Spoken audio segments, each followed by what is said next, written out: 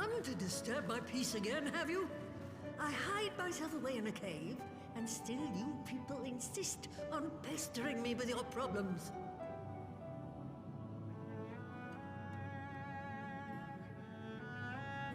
Oh, I mistook you for young what's-his-name, but I see now you're the sister.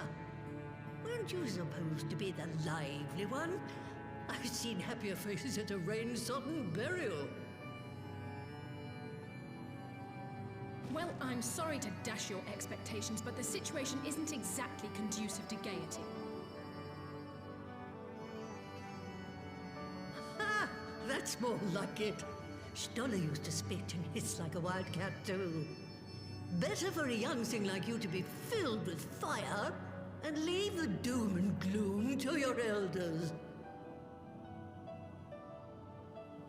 Now, what exactly does this tragic situation of yours have to do with me? If I may, Master Matoya, we have need of your crystal eye once more.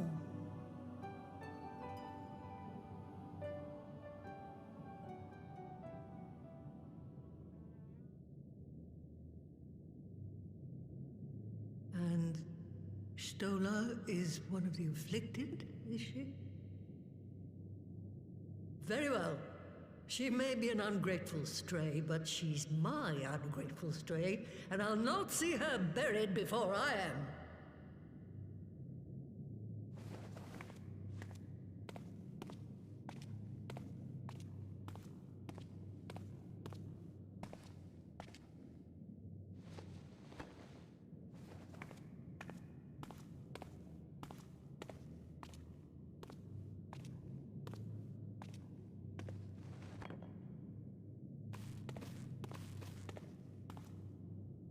Right.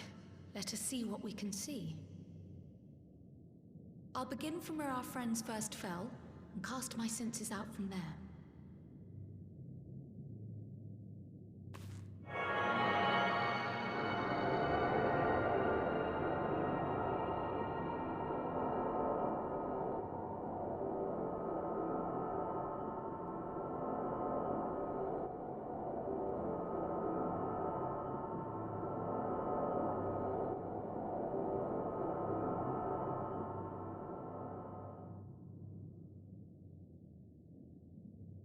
What is it? Did you find them?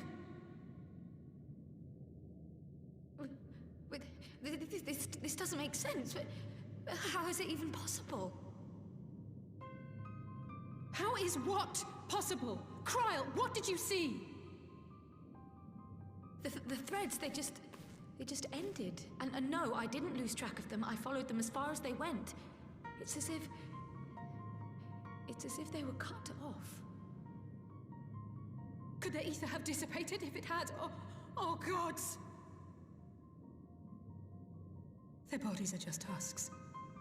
It's like the broodmother's daughter all over again. No, this is different. The Kalyana girl was already dead, body and soul, when Lakshmi effected her resurrection. Aye, let's not jump to conclusions. If their physical forms yet breathe and show no signs of wasting, then it follows that their souls must still be intact somewhere. But where? That's the question, isn't it, girl? Death has not taken them to the ethereal sea, yet there are no tracks left for us to follow.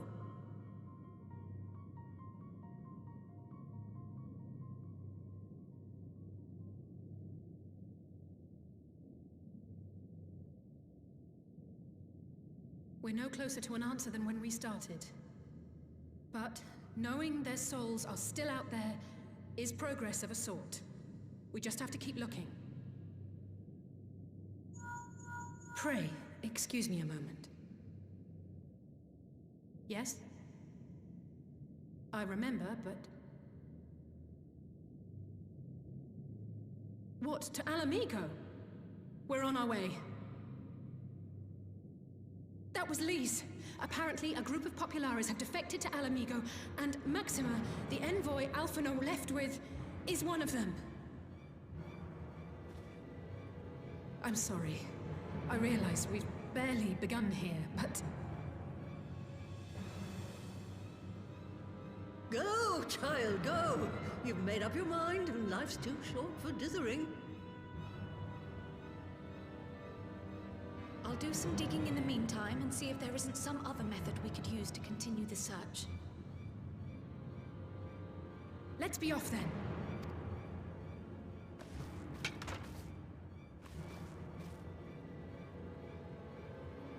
Oh, not again.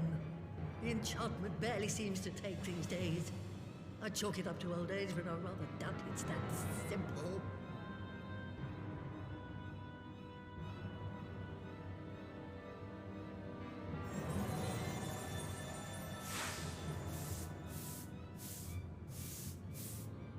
Before they took ill, Y'shtola and Urianger were sharing notes on a thinning of the ether. It seems to be happening all over. Does it now? And here I was, all set to blame my woes on that creaking mountain of refuse clogging up the Thaliac. I fear something has gone awry. Still, there's naught to be gained from starting in shadows. You can only do what can be done, and that but one thing at a time.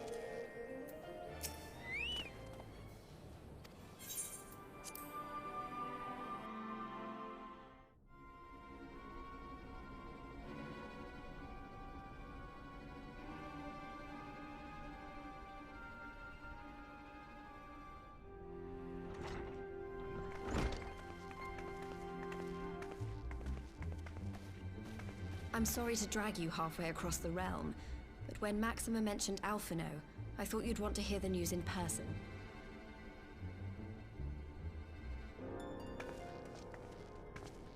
Ah, we meet again. Though I was hoping our reunion would be under more auspicious circumstances. What happened to my brother? Where is Alphino? Never fear, my lady. Your brother was in fine health when I took my leave of him, and I have no reason to assume that has changed. You assume? If you will allow me, I shall endeavor to explain events. Our troubles began not long after we departed Doma. While crossing the burn, we were fired upon by the Emperor's personal guard and forced to make an emergency landing. As we stumbled from the wreckage, our attackers fell upon us again, and we would have perished there and then were it not for the intercession of a third party, a band of mercenaries whose leader claimed to pursue a vendetta against the Ascians. This Shadow Hunter, as he styled himself, then escorted us out of the wastes to relative safety. Upon arriving back in civilization, I gathered my Populares colleagues and prepared to flee the Empire. Master Alphino, however, declined the invitation to join us, preferring to continue his investigation into the Ascian threat.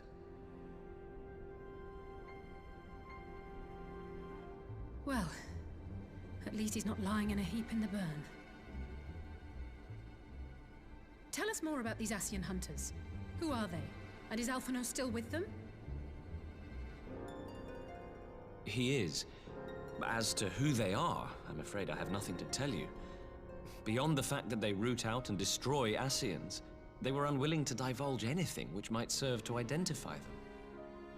They would not even reveal their next destination.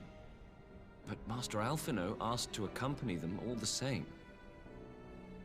Since parting company with your brother, we've been engaged in a game of cat and mouse with the Emperor's Guard. We made our way through province after province, finding the army busy restoring order wherever we went, until we finally arrived here in Alamigo. I cannot thank Commander Aldin enough for giving us such an unexpectedly warm welcome. I'm not inclined to turn away refugees, no matter which land they call home. And if they can tell me how things lie in Garlemald, all the better. On that subject, there is much I would tell you. During the course of our journey, we heard tales that an entire rebel army had been slaughtered in the space of a single night. It would seem my former comrades grew tired of putting down uprisings in the conventional manner, and chose instead to bring a formidable new weapon to bear. Details were sparse, but the rumor alone was enough to dampen the flames of rebellion. I have also heard reports that several companies have withdrawn from their designated provinces and begun marching westward. It is my assessment that the Empire's forces are mobilizing for a large-scale military engagement. Westward? You mean they're getting ready to invade Alamigo? We knew this was coming, but not that it would be so soon. We've barely even begun to shore up our defenses. They won't stop an invading army. No, they won't. Dispatch messengers to the Alliance leadership requesting reinforcements, and send word to our officers in the field to hasten completion of those border fortifications. Prepare to meet the Imperials head on!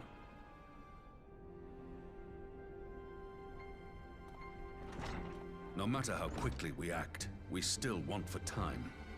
When the enemy comes into view, our best recourse will be to open negotiations with their commander, and see that the ensuing proceedings take as long as possible. Would you and Alize head to Doma and let Lord Hier know about this? I'm sure he'll want to hear about Alphino too. Consider it done. We'll send word when...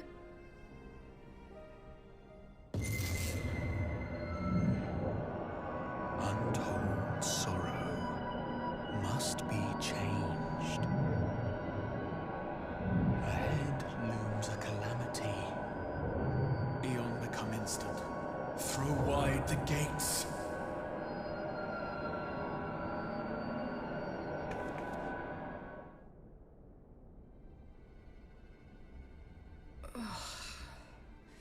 You heard it too. Well, at least we're both still standing. Oh, thank the gods. I thought we'd lost you for a moment there. Why does this keep happening? I wish I knew. Nothing we've tried has brought us any closer to an answer. We'll keep working on it. But first, we need to go and see Lord Hier.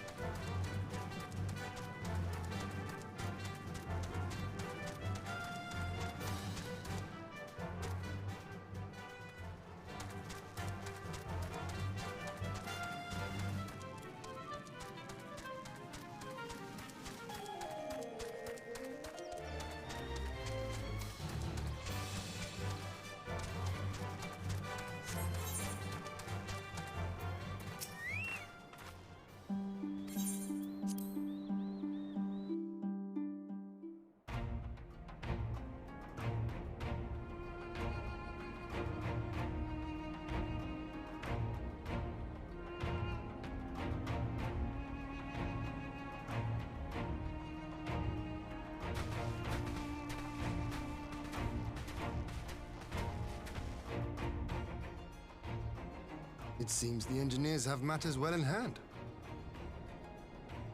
Should the barrier work as we intend, Doma will be free to reinforce her allies in Alamigo without fear of weakening her own borders.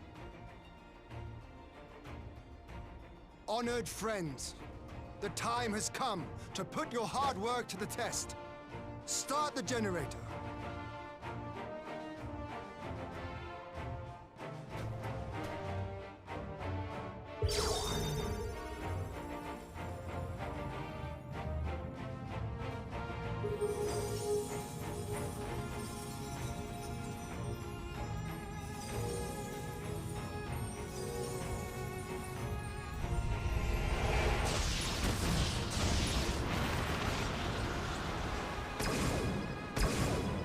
Node 1 is operational. Nodes 2 to 8 are reporting similar energy levels. The barrier is forming.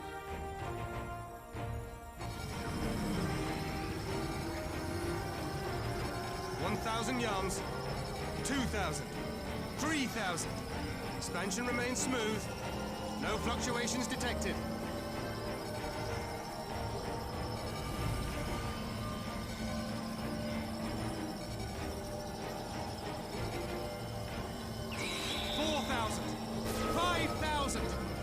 Altitude reached. The barrier is holding steady at 5,000 yards. We've done it.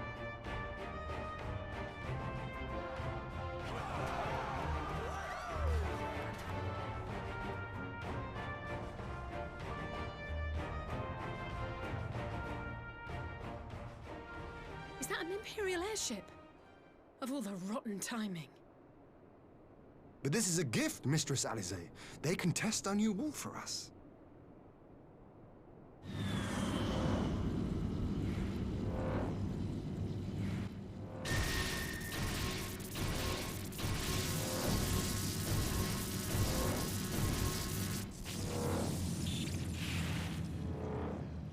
Seems solid enough, though I was hoping for a fireball.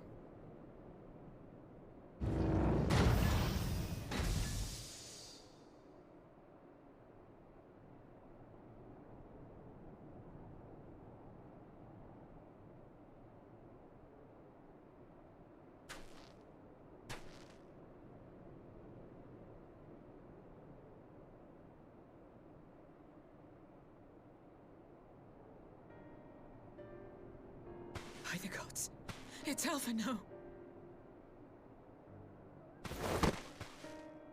What are you? Let me go! He has my brother! Lower the barrier!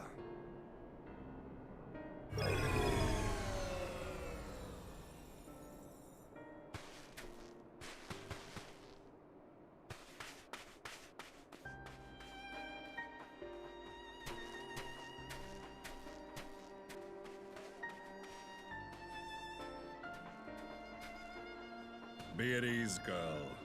The lad is not dead, merely locked in slumber. No, not him too.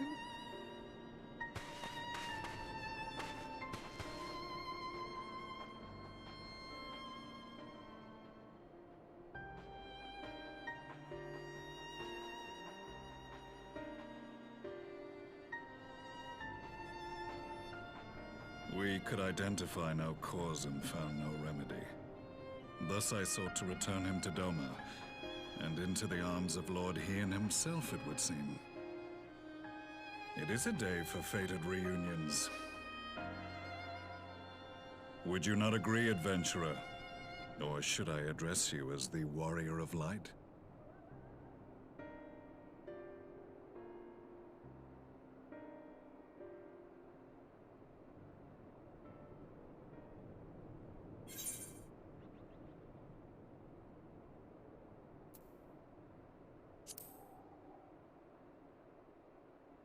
I, Gaius van Baelsar, the Black Wolf. That was the title I was given, one I have long since relinquished.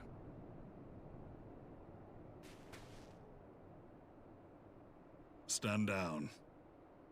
The legatus of the 14th Imperial Legion died in Castrum Meridianum. I am no more than Gaius Baelsar, a man without rank or allegiance. Impossible. There's no way you could have survived. Do you remember how it unfolded? How I was deceived by La Habrea? How I was convinced that reviving the Ultima weapon would allow me to bring peace to Eorzea? The Ascian used me, as he used so many others, all to further the restoration of his wretched god. Yet even with the might of Alec at my command, you bested me. And as the Praetorium went up in flames, I was content to burn along with it. For a moment at least. A moment of folly.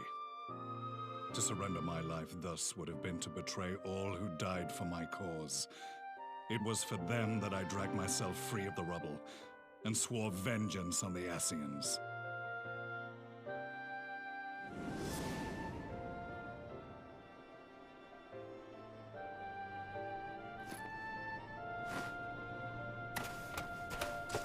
The Black Wolf has shed his pelt, never to return to Garlemald or her legions. I live now only to exact revenge.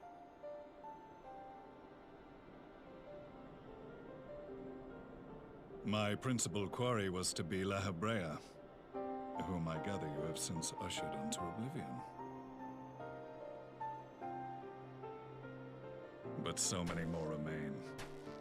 Long as their kind lurked in the shadows, laboring to sow chaos throughout our world, I would see each and every one dragged into the light and put to the sword. Are the Scions not of like mind? In this single respect, perhaps. Then I shall continue the partnership the boy began, and share what intelligence I have acquired. Among the Ascians, the Black-Masked Ilk are subordinate to those who wear red. This you already know. Yet among the red there exists a hierarchy. Those set adrift with the shards clearly stand below those still joined to the source. Nabriales, who once dared to intrude upon the Rising Stones, belonged to the former group, and while he was indeed a dangerous foe, his powers were inconsequential next to the paragons of the Source. The first was La Habrea, who plagues us no more. There is also the white-robed Elidibus, and the elusive Emmet Selk, about whom little is known. We have files on La Habrea and Elidibus, but I believe this Emmet Selk is new to us? As I assume my brother told you, we have evidence to suggest that an Ascian now walks in the body of the Crown Prince.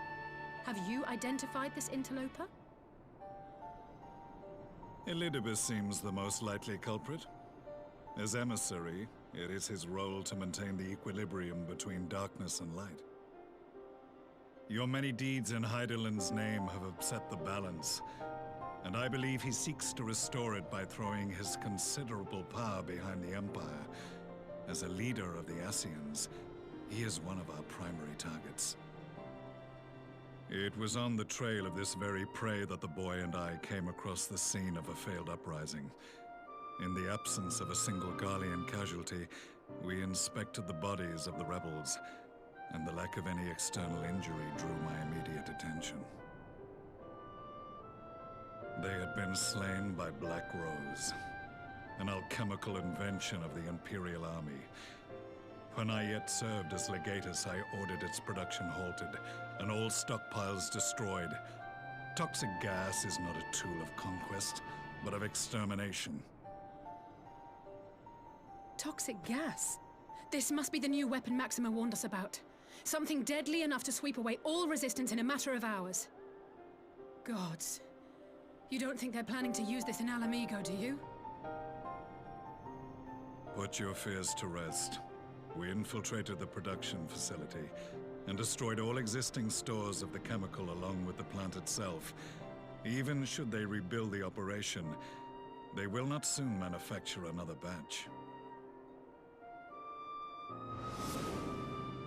Regardless, I would draw your attention to a directive we discovered in the plant's records.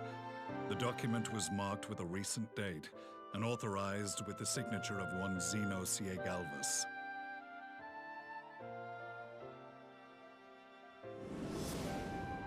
A dead man signing the death warrant for thousands. 'Tis bad comedy.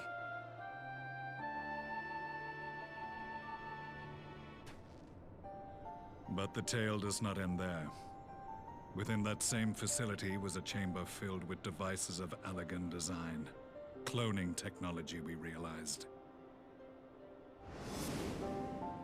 And what should we find in each and every incubator? But a young Emperor Solus.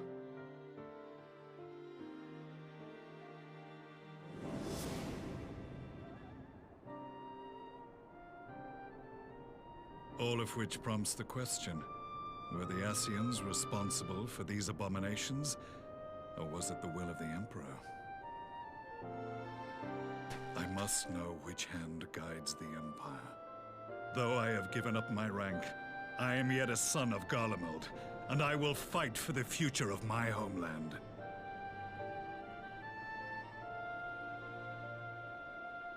It is time I return to the hunting of shadows. We should focus on our common foe. To reopen old quarrels now would serve no purpose. You saved my brother's life, so I'm willing to let sleeping dogs lie. But in truth, it's not my decision to make.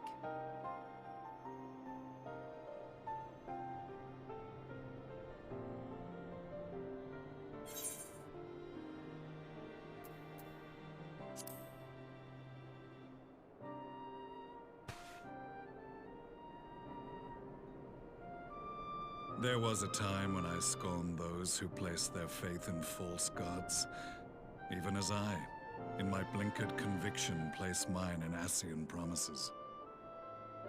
Unlike yours, my strength of will and my restraint was found wanting. We shall meet again, warrior of light.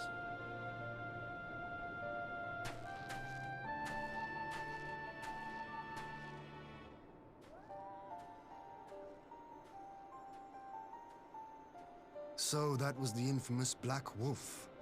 An unexpected ally, to say the least.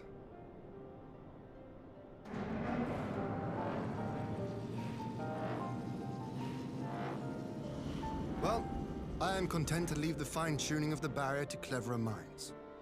Let us bid our friends from the Ironworks farewell, and see what can be done for Alphino back in Dorma.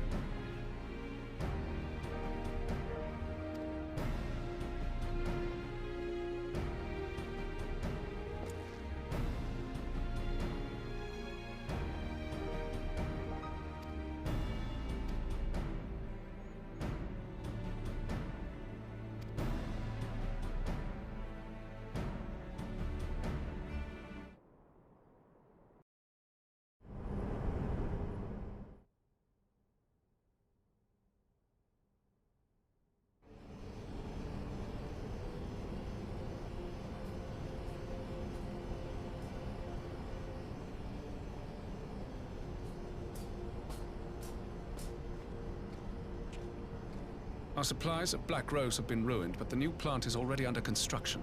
We should have the first batch ready in time for the offensive, Your Radiance. See that you do.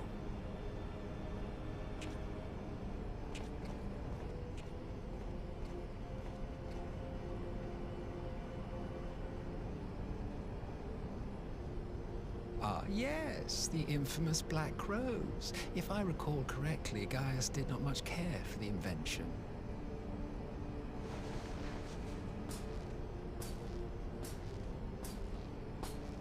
A ruthless and indiscriminate weapon indeed, this airborne poison.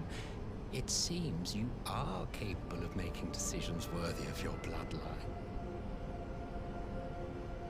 With no gift for sorcery, we Garleans must look to Magitech to even the odds. If it spares the needless deaths of our soldiers and serves the cause of this empire, there is no method I would not employ. How very noble of you.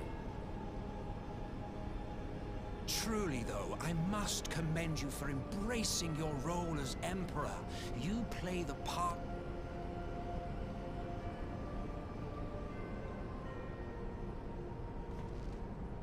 a silent agent of death. No.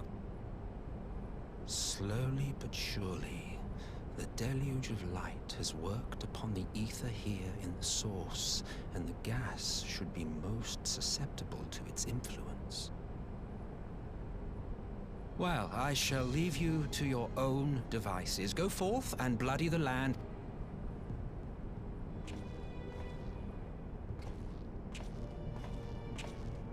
While you do what, precisely?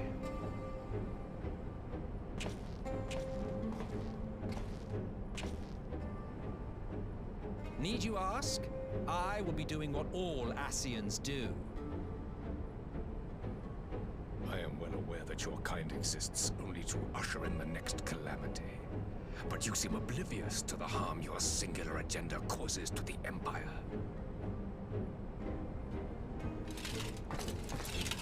You cannot have forgotten the events which followed your mortal demise.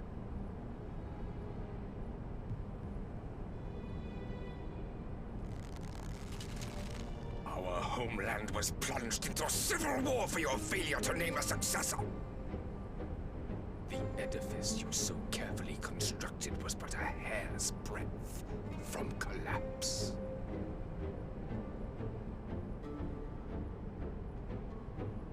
Are you truly so naive? You thought me oblivious to the consequences of a departure so painstakingly timed? It was by design? Well, of course it was. Though I will admit the resulting panic exceeded even my wildest expectations. But how can you be surprised? Throwing the world...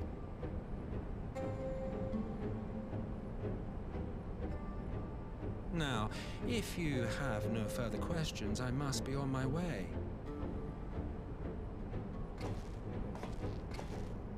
Since we may not meet again in this lifetime, it would be remiss of me not to offer a word or two of gratitude.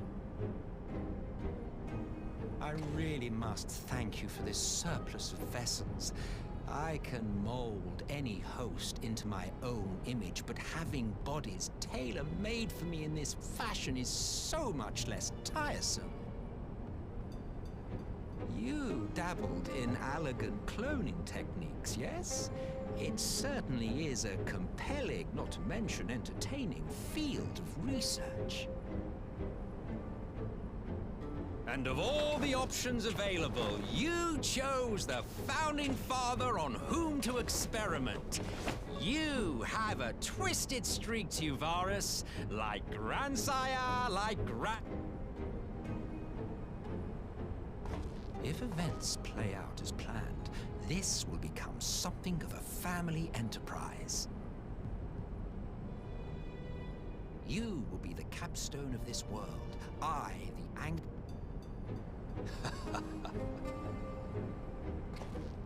the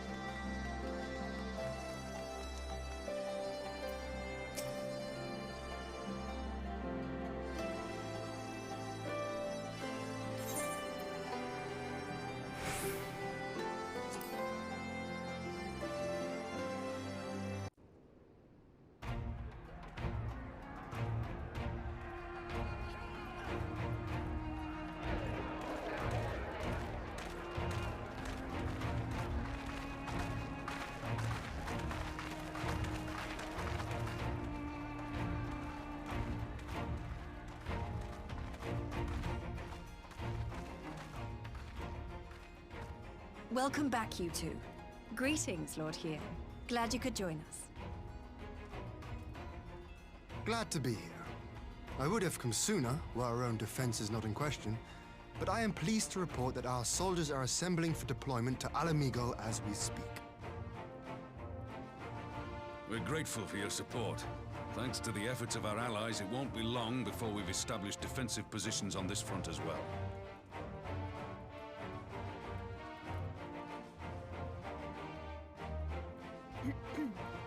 We have some good news too. Alphino has come back to us. As for the bad news...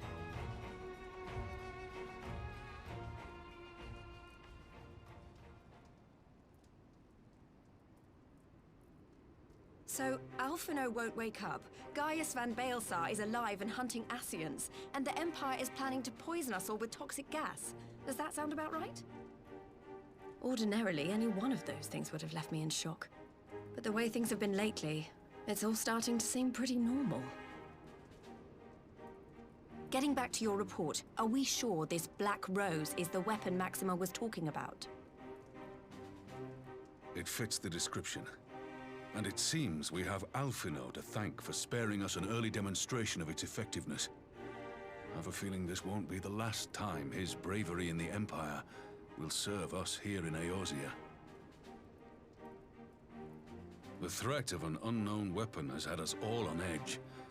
But now that we know what we're dealing with, we can take steps to defend against it. As for Gaius, I'm not sure what to think. Am I happy he's alive? Not in the slightest. Am I happy he's hunting Ascians? Aye, I'd have to say I am.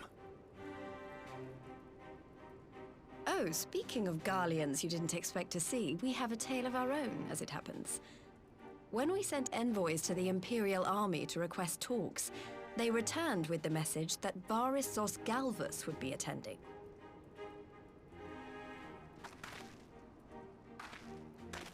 The Emperor himself.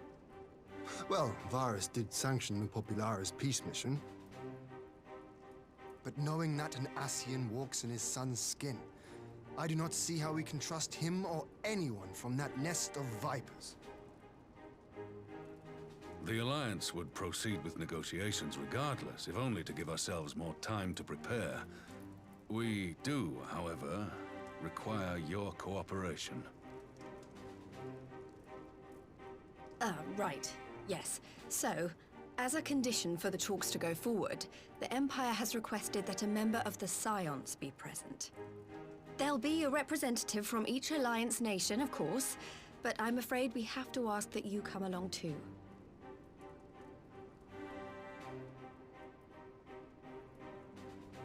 Gods, Lise, you know how much I hate politics. But then, what choice do I have? Alphino and the others aren't going to do it. Very well. I shall attend as the Scion's representative.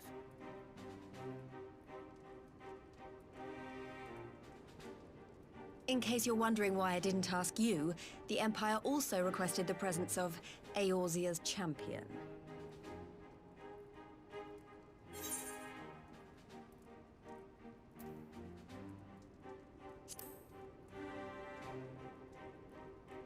Oh, you're not, are you?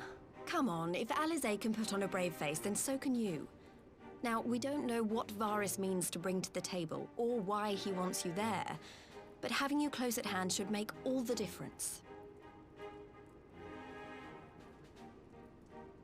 The meeting will take place on the border. Anticipating an early assault, we mean to position the bulk of our forces nearby. The Alliance leaders should already be on their way. Once you're ready, we can head out and join them.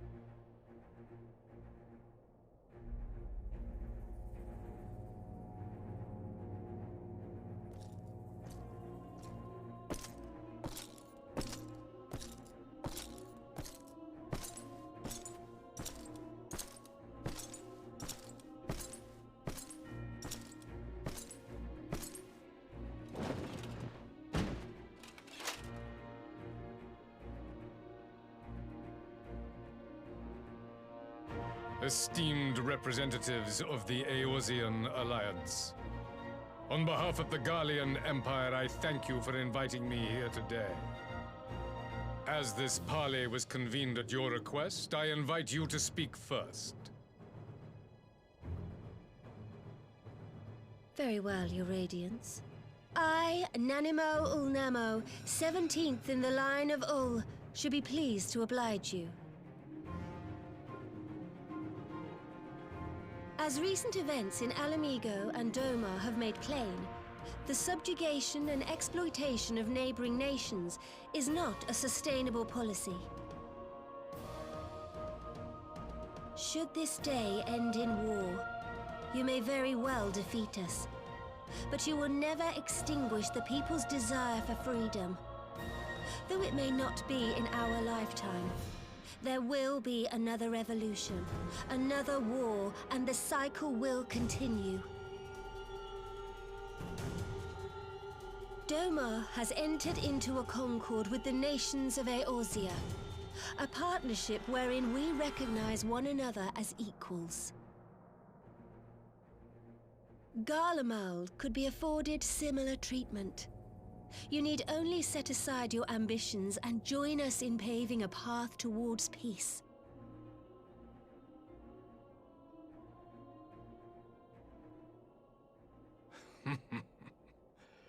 You will not win me over with sophistry, Your Grace. As you know only too well, this alliance lacks the strength to keep the peace within its own borders. Even now, your struggles with the Beastmen continue unabated. Divided, you sow this fertile soil with the seeds of your differences and reap naught but discord and chaos for your trouble. Eorzea must be united under one leader, one purpose.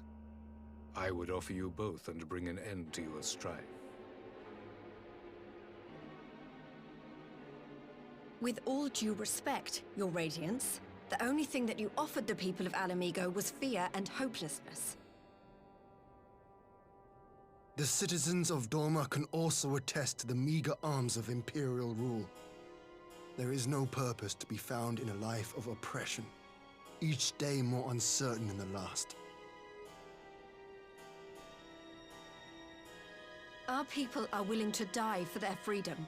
A great many already have, and countless more will, if we don't put an end to this madness here and now.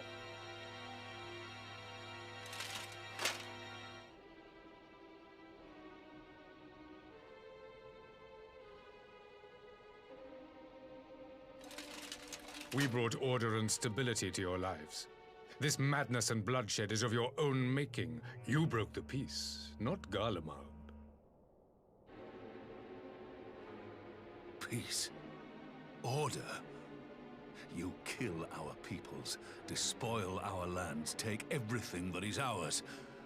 And what? You expect us to lick the boot that grinds our faces into the dirt?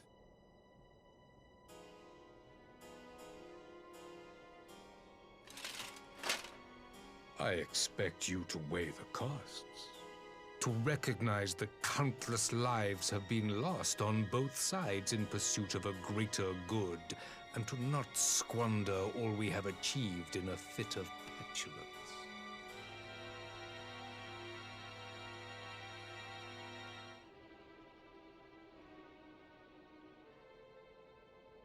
Your Radiance, I fear I can personally attest to the dangers of pursuing one's vision with such righteous fervor.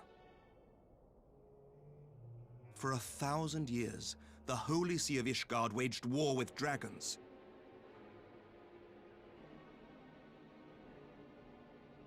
A 1,000 years of sacrifice, of sorrow and hate, in which we bathed in the blood of friend and foe alike. Had it gone on any longer, we may well have drowned. Yet we have chosen to raise ourselves out of this bloody spiral, and have since made peace with our former enemy. So I understand. No doubt the dragons were more receptive to your overtures in the wake of their leader's demise.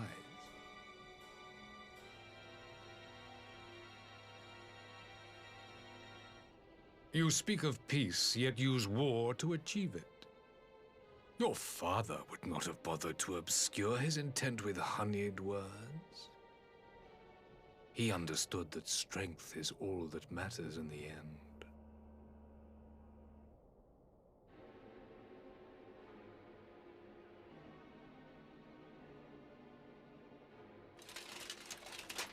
Without his clarity of vision, I can but wonder what will become of Ishgard and her people.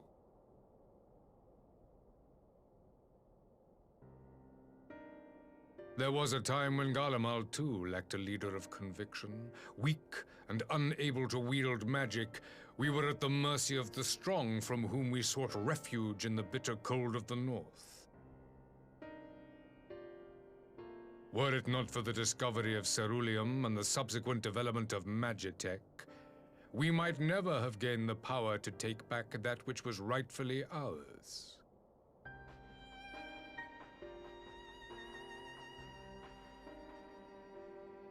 You speak as if your people were the first to have been driven from their homes. Limsa Lominsa was built by wayward souls in search of a place to call their own. On the shores of Vilbrand we found it, and from those humble beginnings did we grow and flourish. And all without robbing our neighbors of their liberty.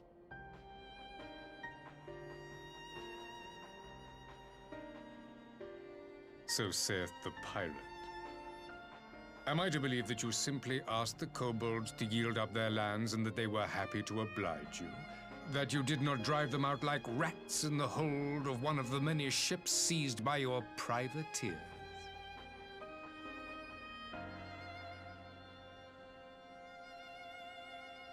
I will concede that after centuries of exile, reclamation may be mistaken for invasion. Nevertheless, it is not. And those who till stolen soil have no right to object when cast out in turn.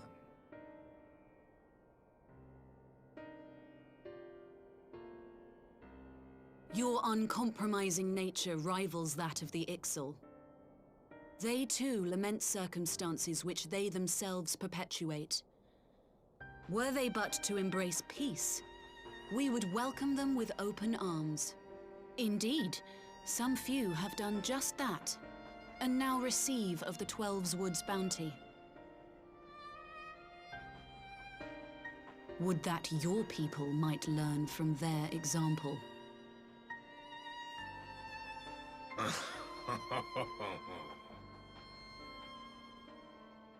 You dare compare us to the Birdmen? You who thought to invoke the 12 and threaten all of creation?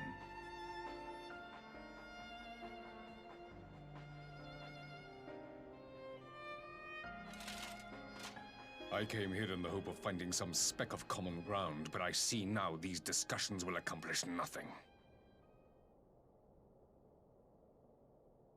Despite what you people may believe, I am not wont to choose the sword over the olive branch. 'Tis but a pity men are loath to accept one without first being shown the other.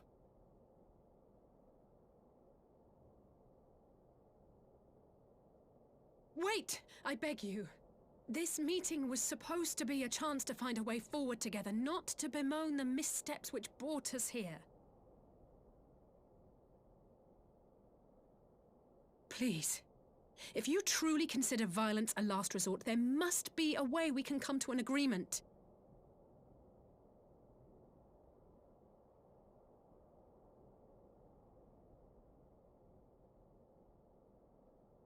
As Mistress Alisaie says, we did not come here to bicker over the past, but to discuss how we might strive towards a brighter future. Emperor Varys, may I suggest a short recess, that all present might compose themselves prior to beginning anew?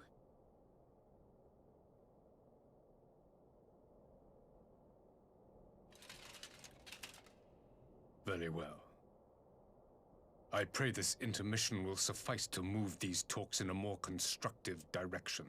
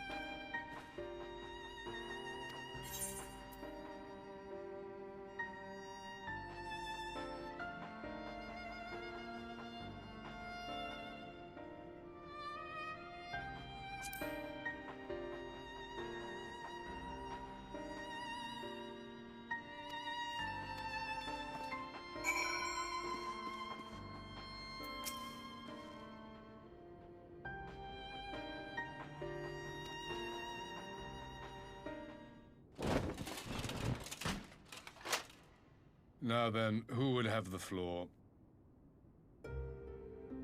Before we resume, I wish to offer you an apology.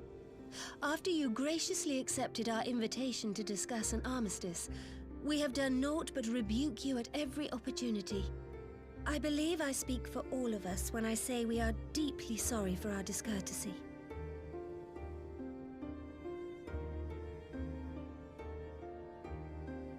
I'll admit your familiarity with our affairs surprised me, and served to remind me how little I know of yours.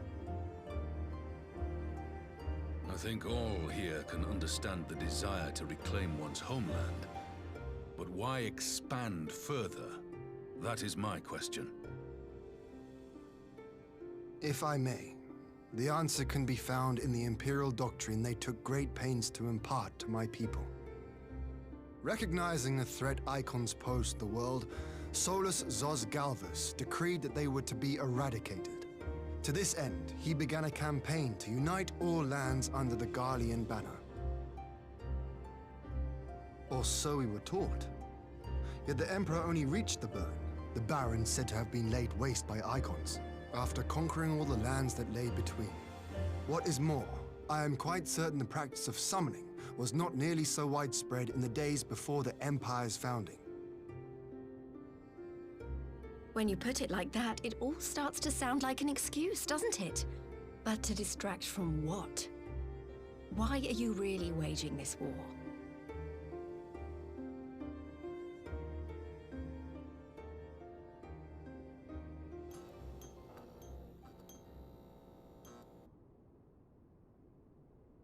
Finally, you ask the right question. I can but hope you heed mine answer and at last accept the righteousness of our cause. My goal is this: to return the world to the way it once was, the way it was always meant to be. In doing so, mankind will be made whole once more.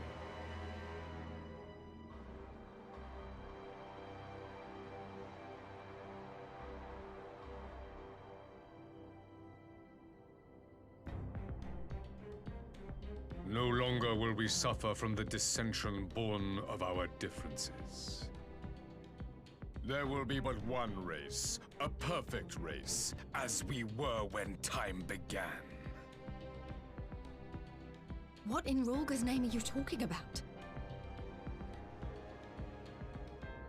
I am talking about the origins of this star, of the source and its 13 reflections.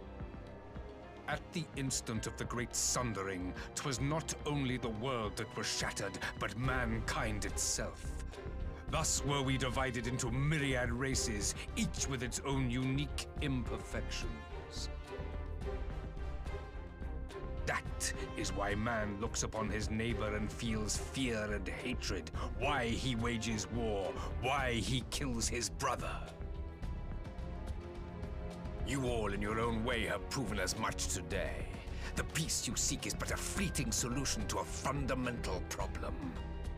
One which calls for more drastic measures. To bring about everlasting peace, our worlds must be rejoined.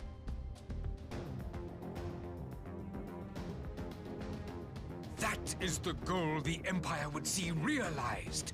The glorious future unto which we shall one day shepherd mankind.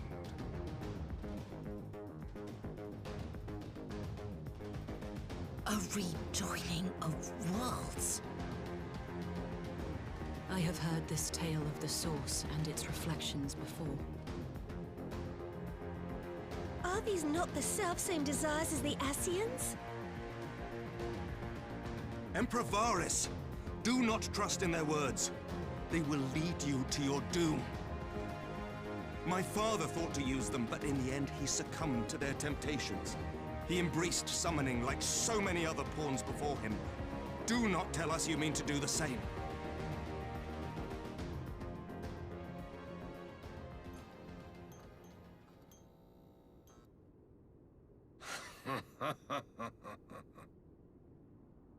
To be a pawn, free from the burden of choice would be a blessing.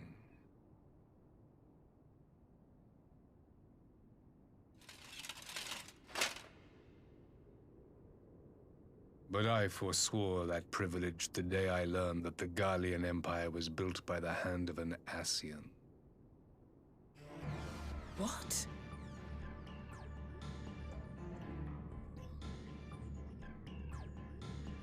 Yes. My grandsire, the former Emperor, is of their number.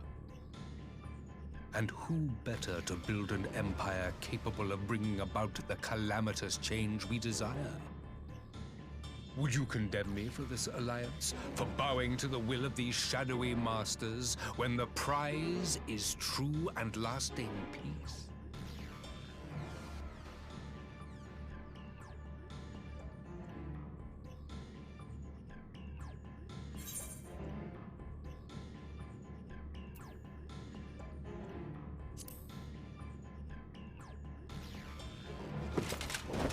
I come not to conquer, but to liberate. To free man from the prison of divergence. Imagine a world united. One perfect race beneath a single standard. An army before whose might these servants of darkness and light would fly as leaves in a storm, never again to meddle in man's affairs. We would be the masters of our own fate. I bid you join me, not as subjects of Garlemald, but of a new nation. And together we shall win freedom for ourselves and generations yet unborn. You want to trigger another half-dozen calamities? You can't be serious!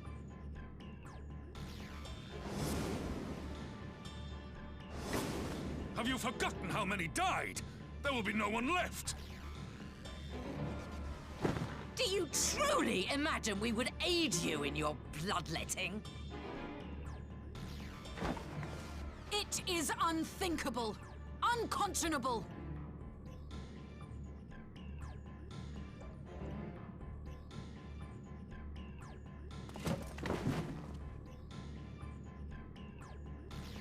And what is the alternative?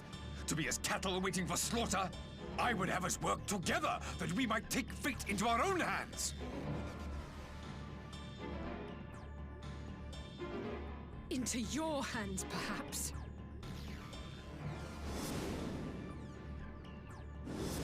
But what of the other worlds, your radiance? With every calamity, you obliterate a star and every soul that dwells on it. To the Ascians, we are all but tiny, momentary specks within an indifferent universe. We cannot hope to oppose them until we have been made whole once more.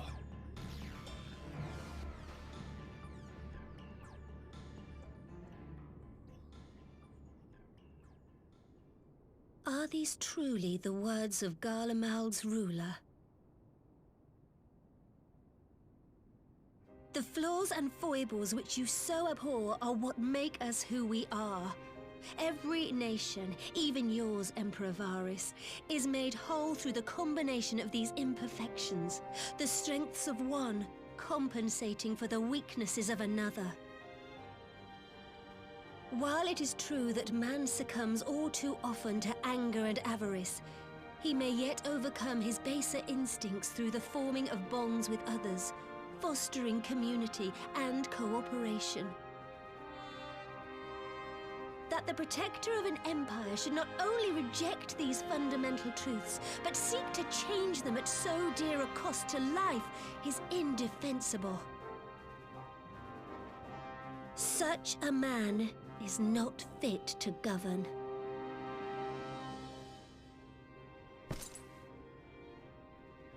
And you, warrior of light, would you refuse me as well?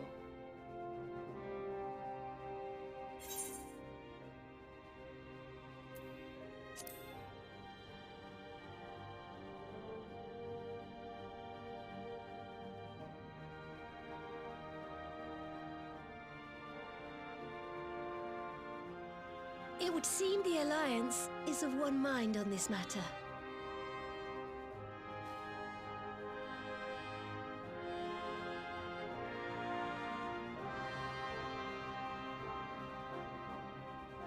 You Eorzeans never cease to disappoint me. Though I suppose I have only myself to blame for expecting more from savages. This discussion is at an end. I bid you make ready for our next meeting. It will not be at the negotiating table.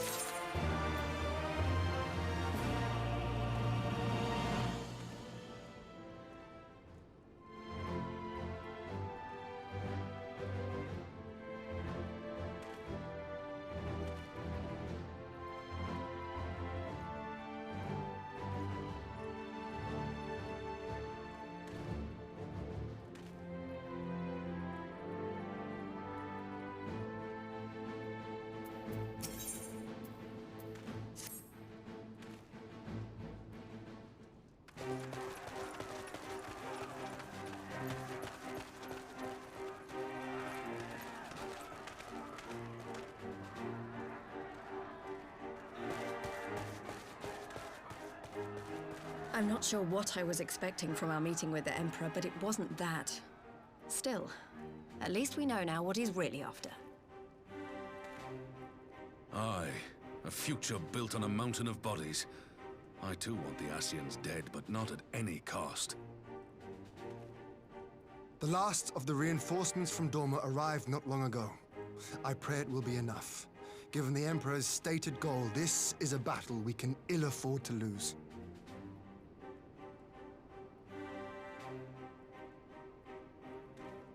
If the Gallians come in force, we may not have much say in the matter, even with our combined strength.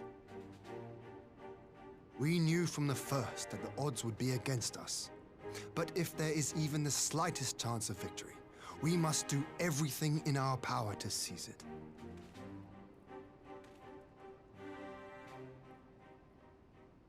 We must seize it, full stop. Hear, hear!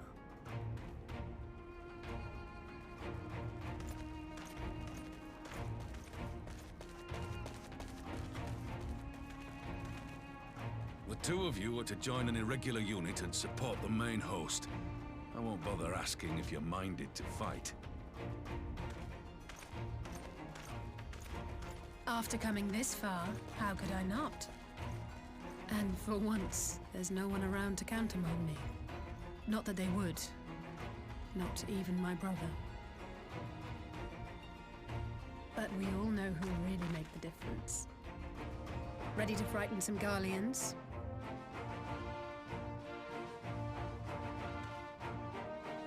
Wouldn't want to be on their side. Might I ask you to accompany the Dorman contingent? They are strangers here, and your presence would do much to raise their spirits.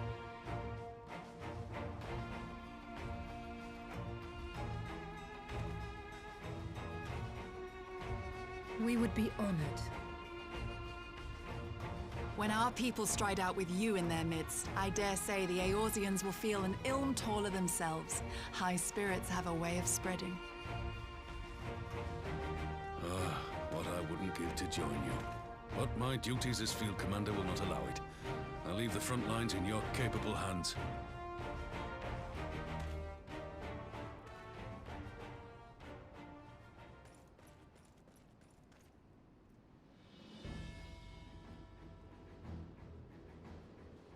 Comrades, ready your arms. The hour of battle has come. May the crystal guide us to victory!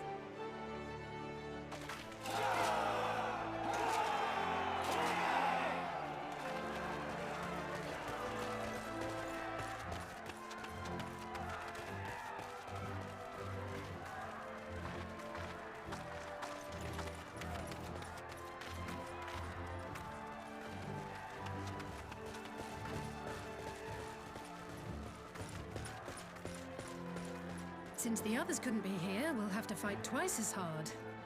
If Alphinaud wakes to find the Imperials have won, I shall never hear the end of it. It's strange. I thought I would be terrified when the fighting started. I should be terrified. But with you at our side, I can't help feeling everything is going to be all right. So please, don't you dare leave me alone.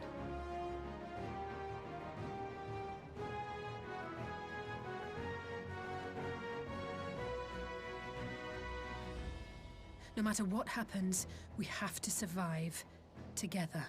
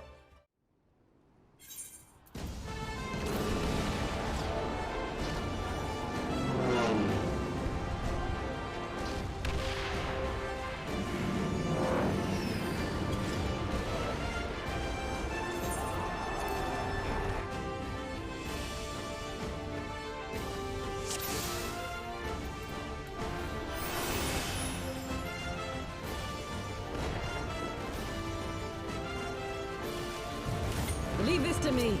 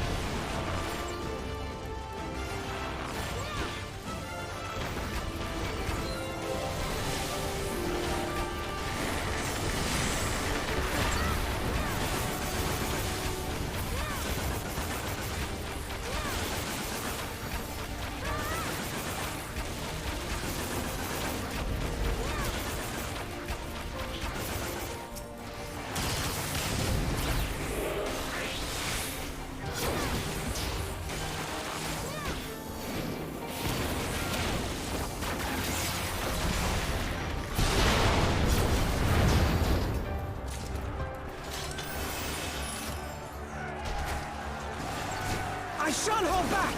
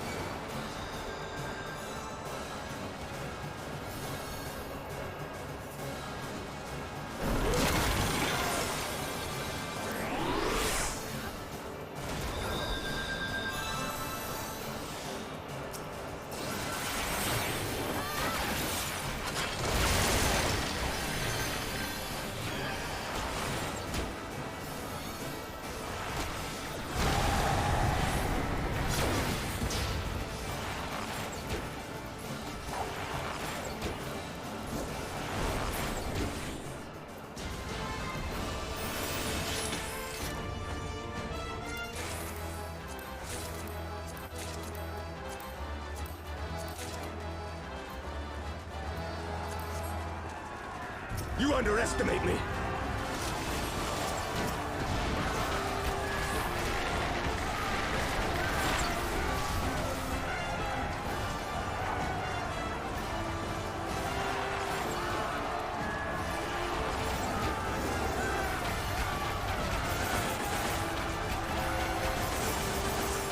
Out of my way!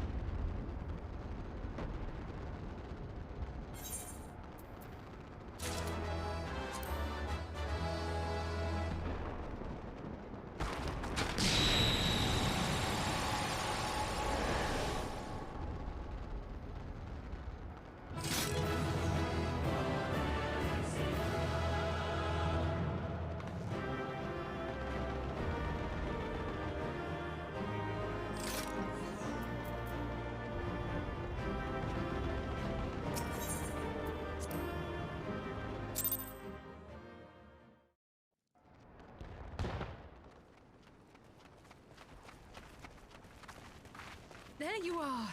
And none the worse for wear. Indeed. I had hoped we might do more to help, but there seems to be no one left to fight. A tactical withdrawal, perhaps? We should give chase. Finish them off while we have the chance. Imagine the other surprise when they wake to find the war already won.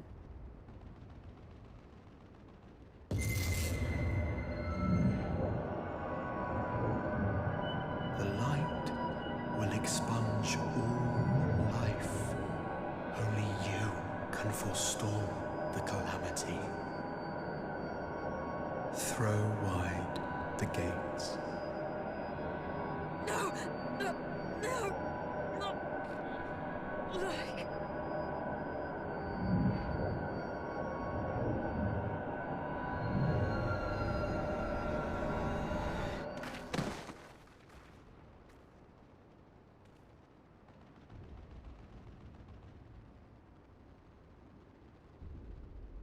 Oh no. Don't tell me. Are you all right?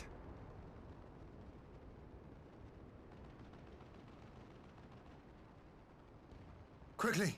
We must get her back to the encampment.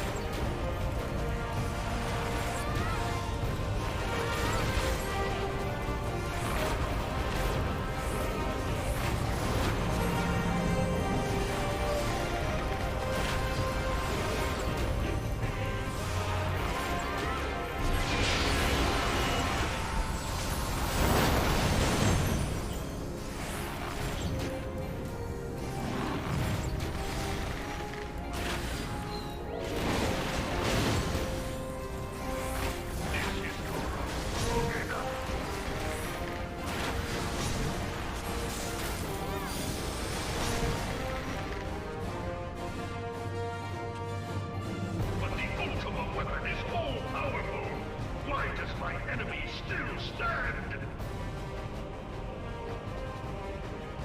Can her strength truly be so great?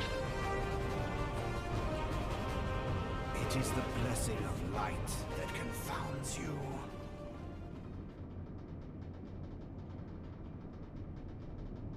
La Habrea.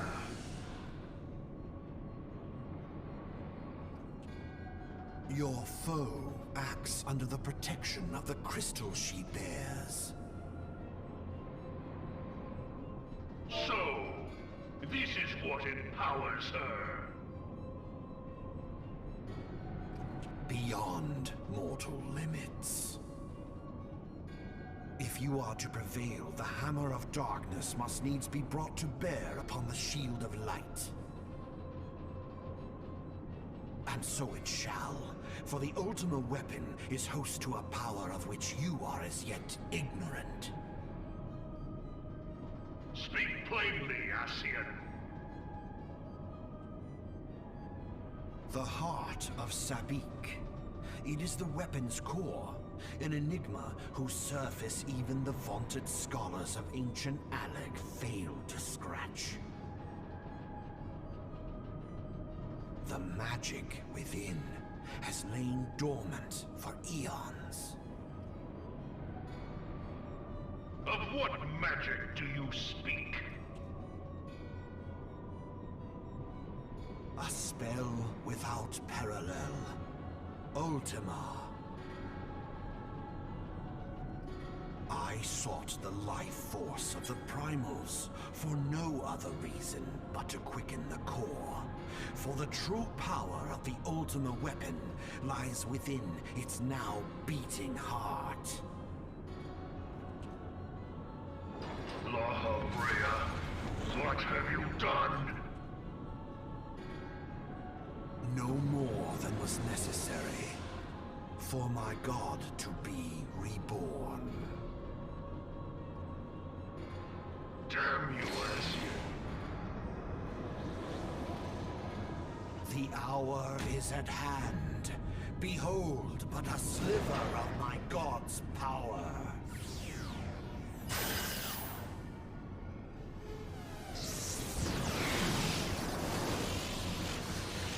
From the deepest pit of the seven hells to the very pinnacle of the heavens, the world shall tremble. Unleash Ultima!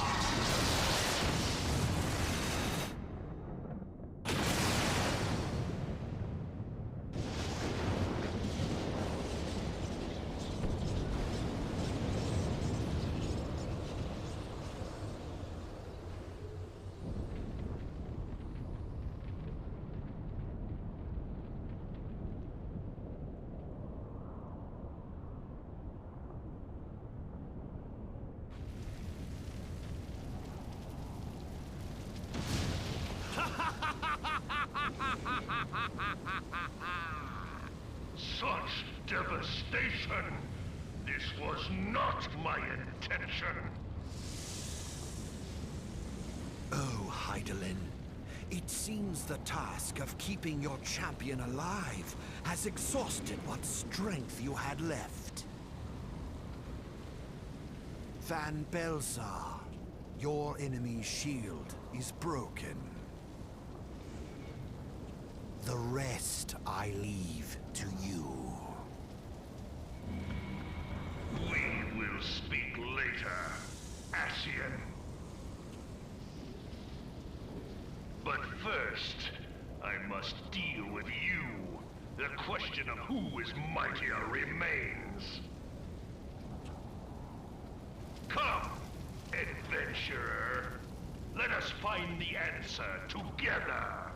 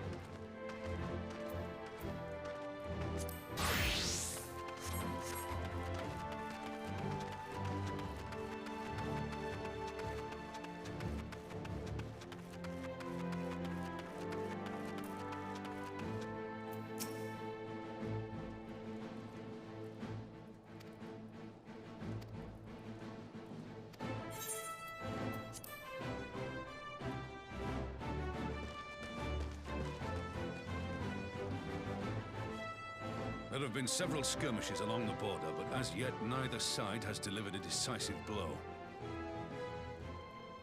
We had long assumed that the Garleans would overwhelm us in a straight fight, but we seem to be gaining ground, albeit slowly. As to why that might be, the most likely explanation is that they have yet to commit all their forces. Still, we're winning, and our latest intelligence suggests the Emperor has retreated back to Garlemald. In light of this, we're considering launching an offensive with the aim of pushing the front line forward and giving ourselves some room to breathe.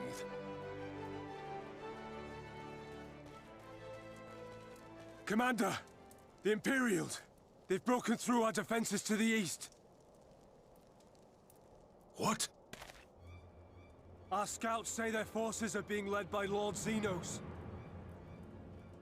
Lord Hien and Commander Hext have taken their troops to provide support, but we don't know how long they can hold out. So, they've been biding their time, waiting for his arrival, have they? Very well. Send word to our allies, requesting reinforcements for the front line.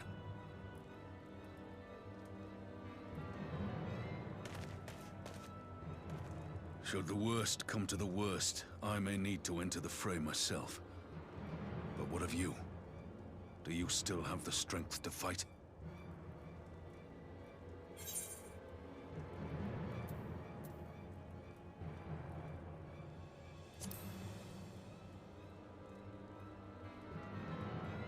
He may not die as such, but to see Lord Xenos fall on the battlefield would deal a heavy blow to Imperial morale. I'll see to it the men stay clear.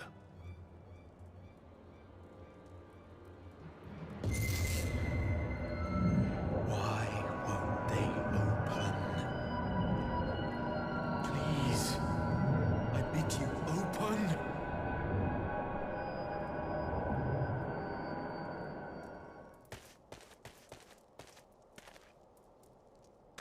What's wrong? Is it the voice again? Are you sure you're in a fit state to do this?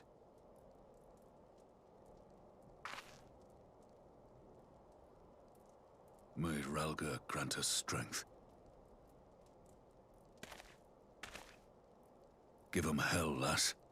I, for my part, will defend this place to my dying breath.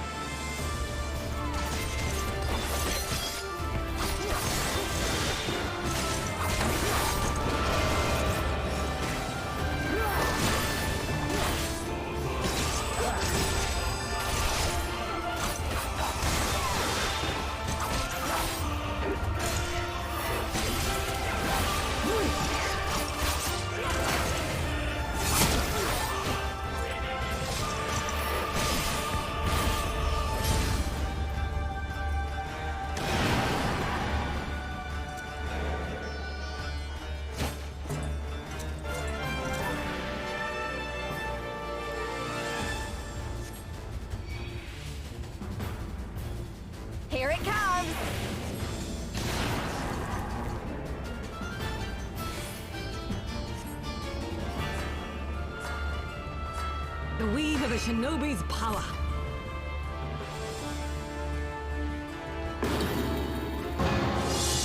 The art of my forebears.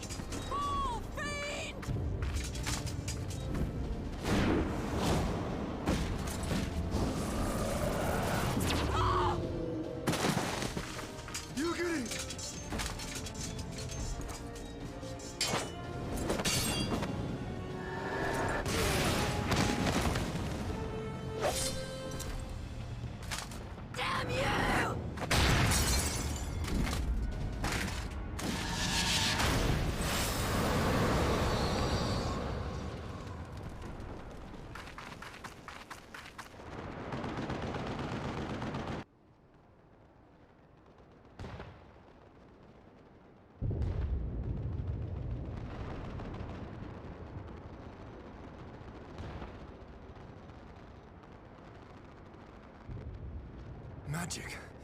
With a Garlean body? That's hardly fair.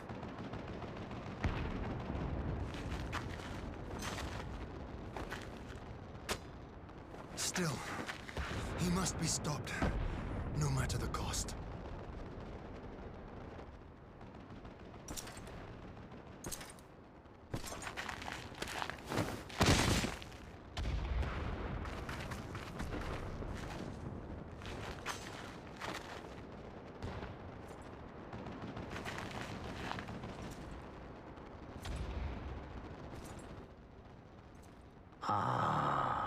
Bringer of light.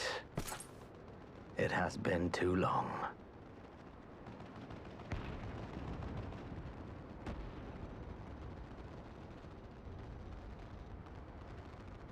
No words to mark our reunion? So be it. Equilibrium must be restored, and only your death will redress the balance.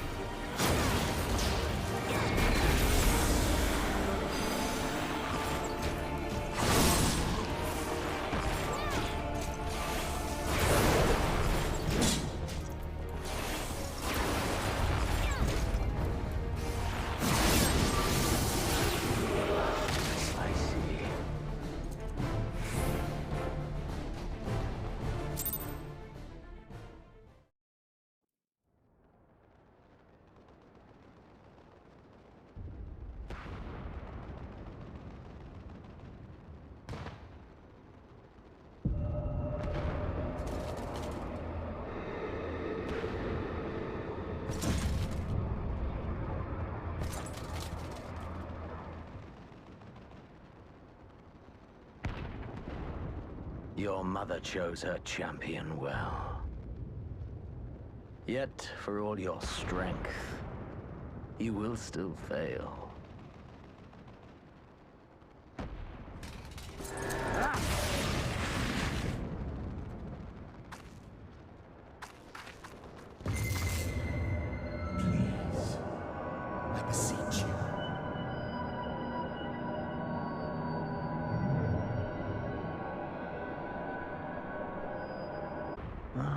Someone calls to you. Too late, alas.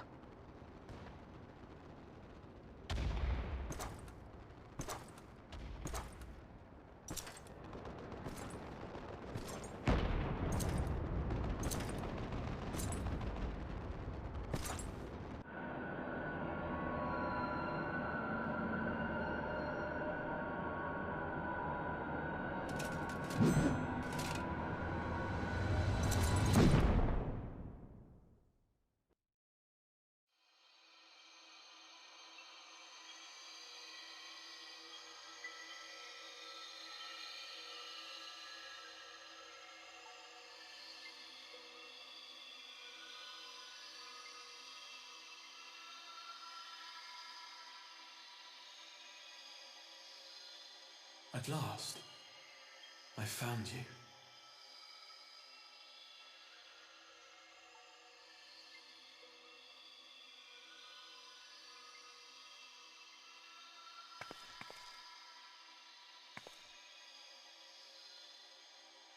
Please, there's no cause for alarm.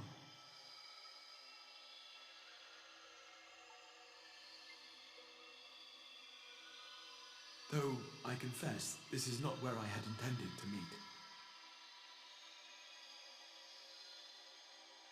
But the place of our meeting is of no consequence, like the war you wage. Win or lose, the path you walk leads only to oblivion. The better path leads you here, to me. I have need of your strength.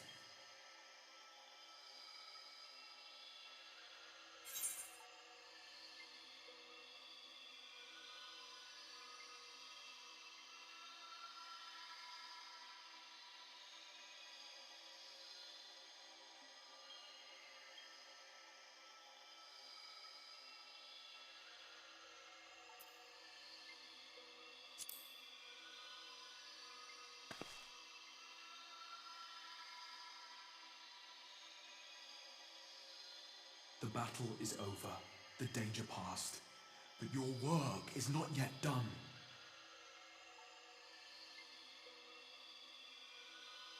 Go to the Crystal Tower. I have left something for you near its base. It will serve as a beacon of sorts, one which I pray will help you on your journey. All you need do is find it. I will take care of the rest.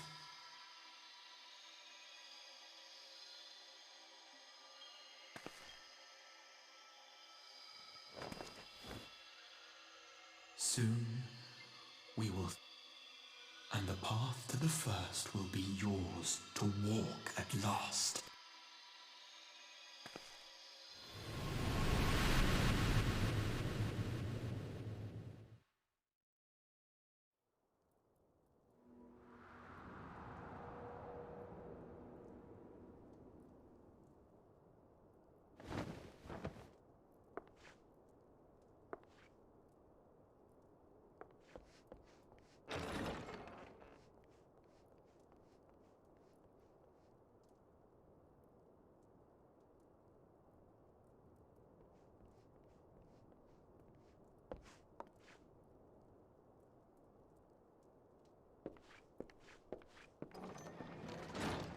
You're awake.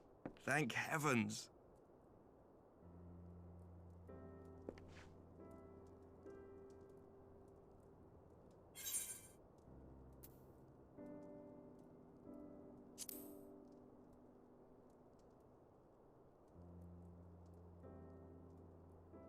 Do you recall the confrontation with Xenos? You were the first to come to the aid of Mistress... In the midst of your duel, it is said you faltered, and that the Crown Prince... Yet before his blade could find its mark, he was distracted by the arrival of a second adversary who bore you away from the battlefield and into the...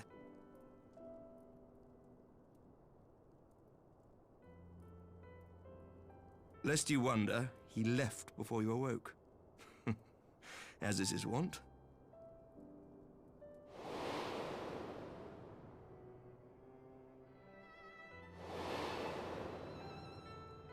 Estinian never was one for emotional farewells.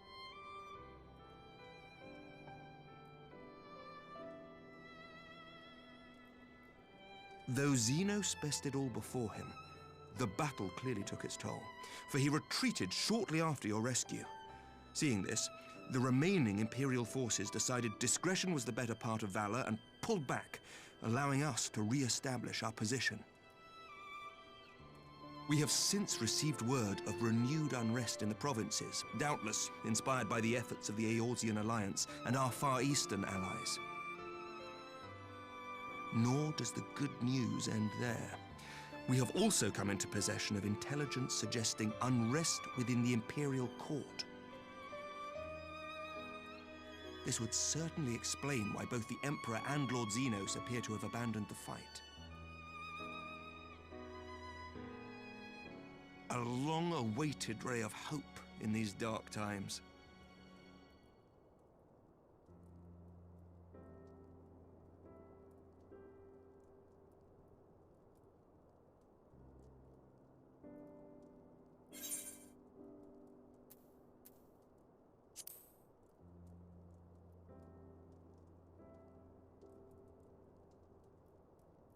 Yet to awake, I'm afraid.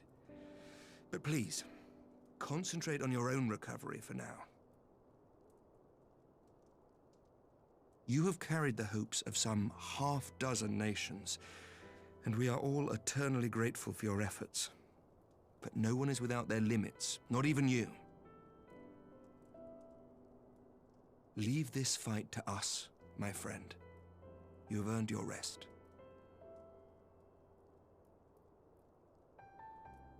But before I forget, I was asked to deliver a message as soon as you awoke. A reminder that you are not alone, though many of your allies have fallen.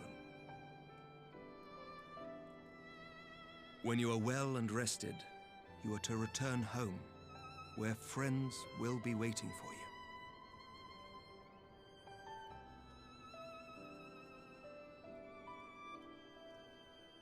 Now, if you will excuse me, I must return to the front. May we meet again soon, under happier circumstances.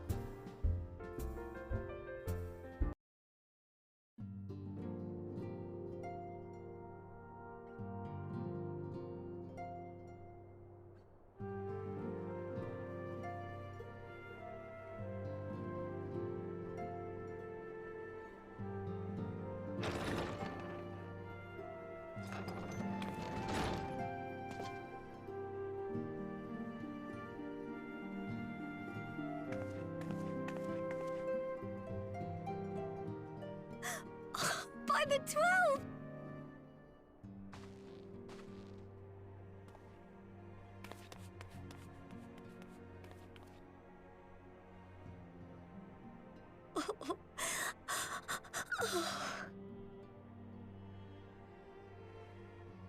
I rushed back as soon as I swear, my heart nearly stopped when I...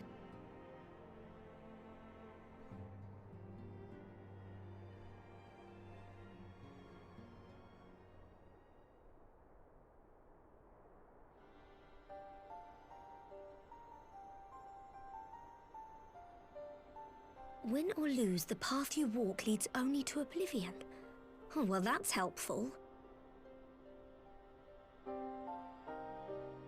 And what else did he say? The better path leads to him?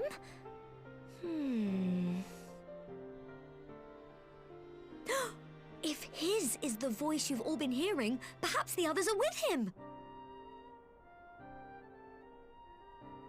Sir Emmerich said the fighting had reached a stalemate, didn't he? But if that monster masquerading as Xenos comes back... Thancred, Y'shtola, Urianger, Alphino, Alize. You're going to need all of them on your side to defeat him. And I forbid you from going to face him on your own, do you hear me? So if you must leave, go and find the others. Bring them home.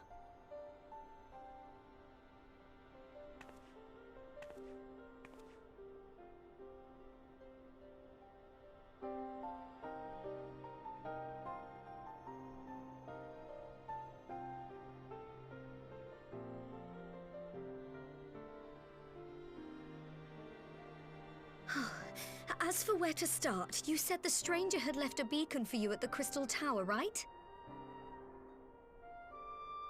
But how are you to find it, now that the tower has been sealed shut?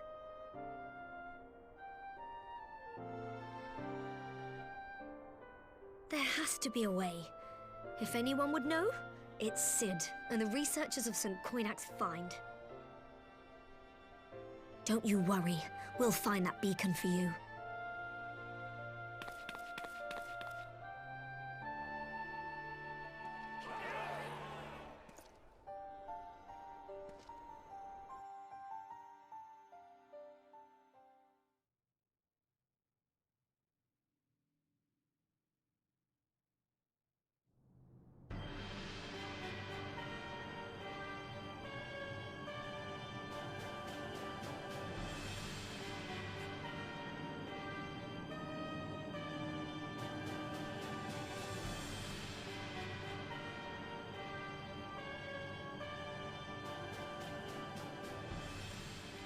I pray you have good reason for abandoning the front.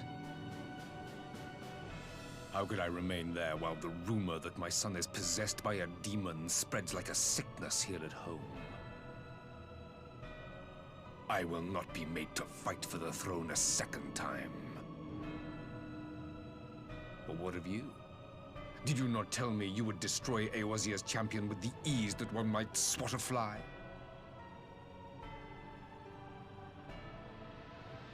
A minor setback. She will not escape me again. Where is your grandsire? I would have words with him. How should I know? Do you hide from each other's sight as well? I imagine he's doing what all Ascians do.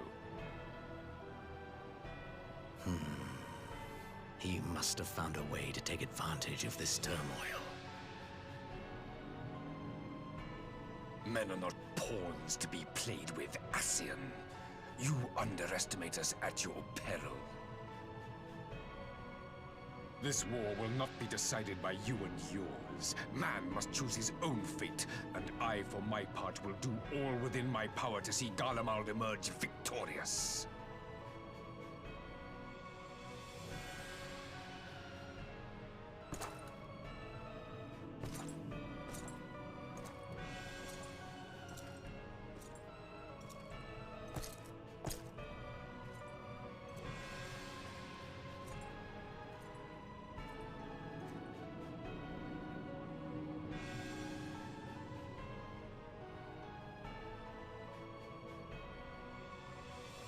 I forgive the intrusion, Your Radiance, but the requested preparations are now complete.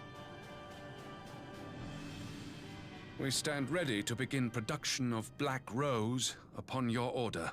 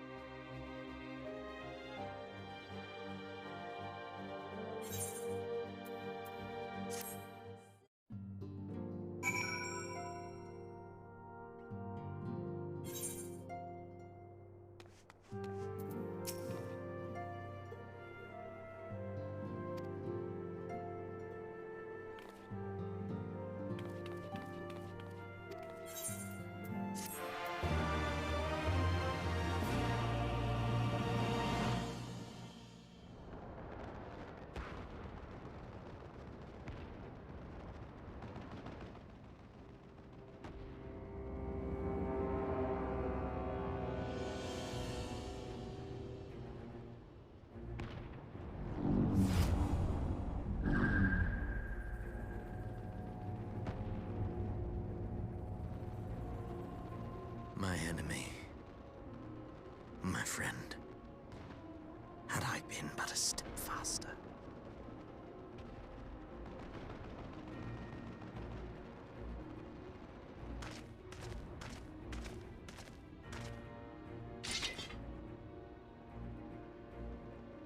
Bloody savages!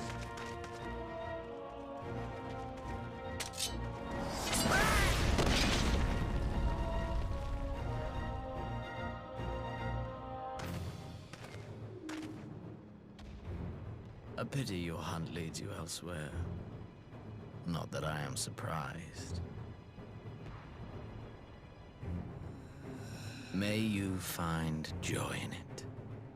Grow stronger, more savage, and savor every triumph.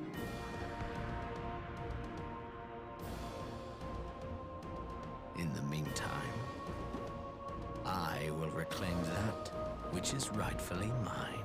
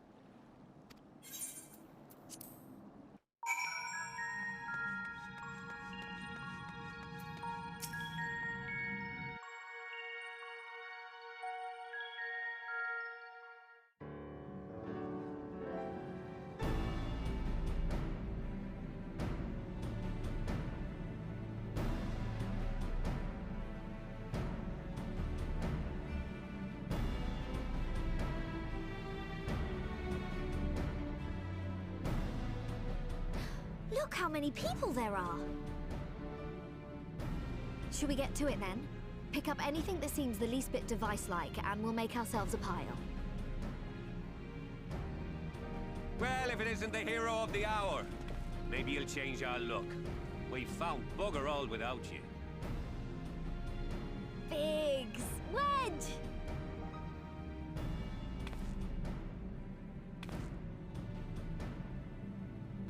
Aye, aye.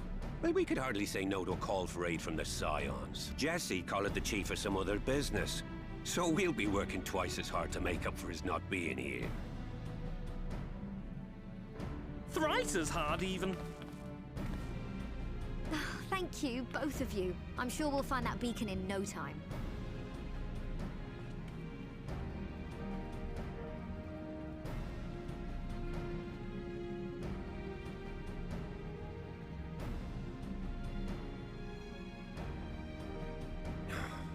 I'm not seeing anything out here.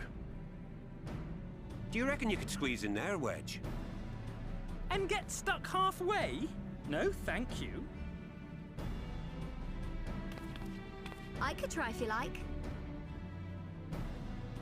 Tataru, no! We couldn't ask you to do that. Oh, I'll be fine. This receptionist is not afraid to get her hands dirty.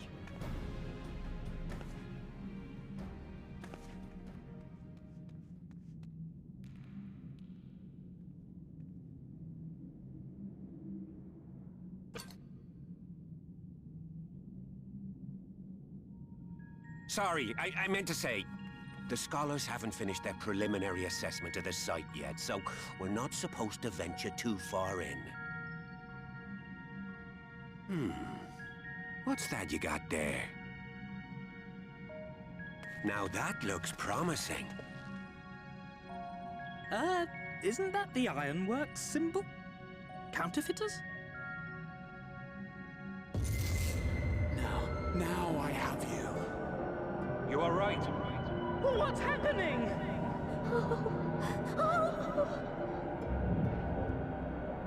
Stay with me. Focus on my voice. Let expanse contract. Eon become instant. Wait, this must be it. The device. Oh, this is supposed to happen. Throw wide the gates that we may pass. Oh, safe journey, warrior of light. Find our friends and bring them home.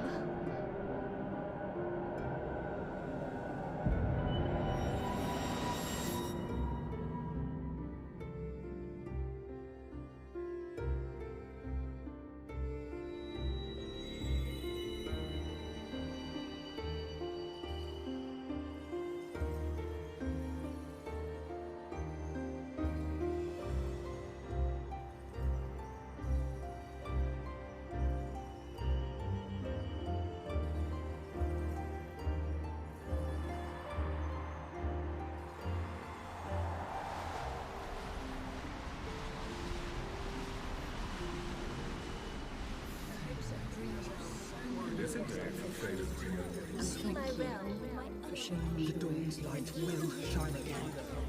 Oh, do not look at me so.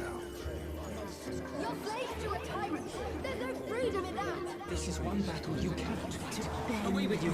Say your spirited accounts of these guys are welcome. We did everything right! Everything that was asked of us, and still it came to this!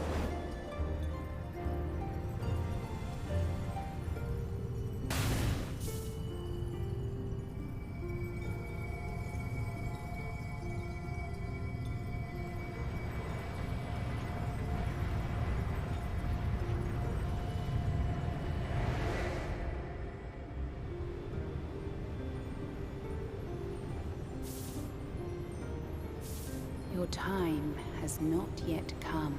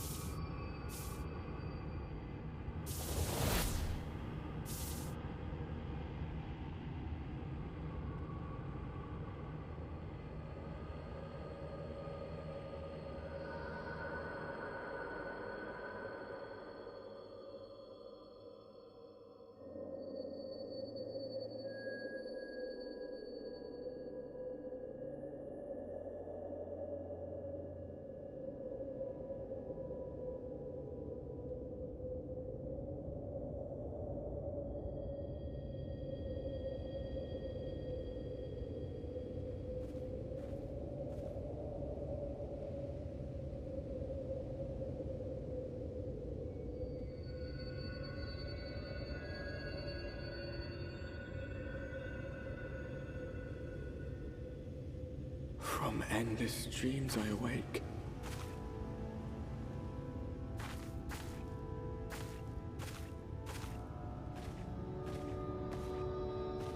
Something vague, yet urgent, calls me to action once more.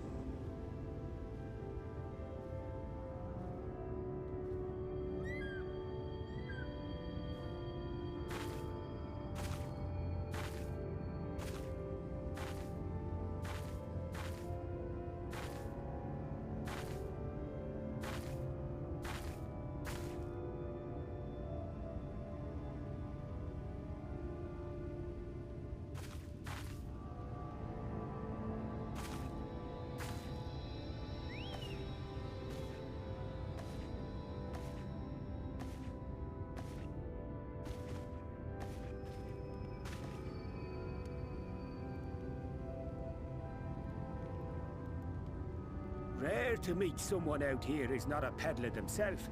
What brings you into the wilds this time of night?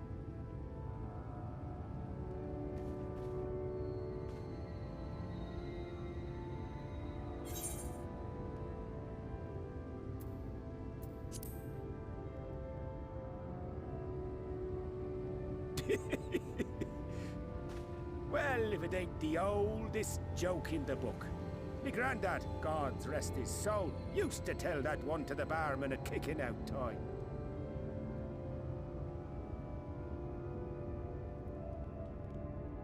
And when, pray tell, did we last have a dark night? You rotten old drunk, yet he'd reply.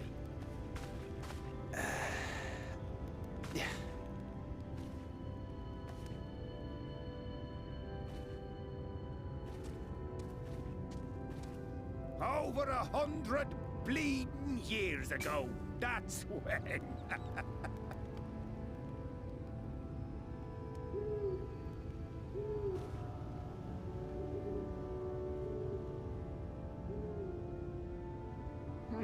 You got that look down to a T. I'd almost think you meant it. Ah, got to you, did they? Poor beggar. That explains it then.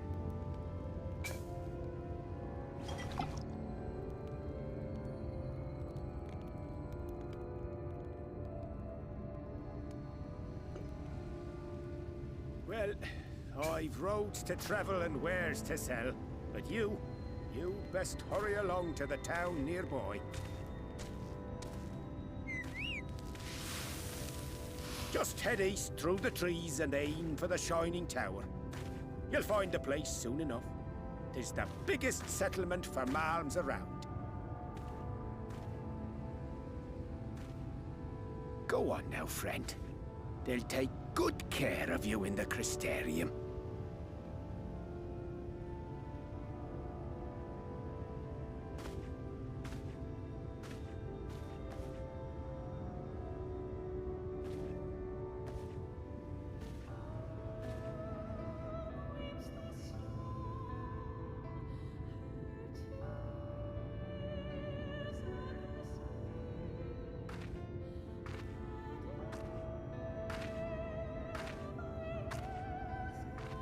Dizzying heights it rises, the gleaming spire. Its tip threatening to pierce the blinding canopy. There, it will all begin anew, between dark and light, the pure and the corrupt, the one true struggle.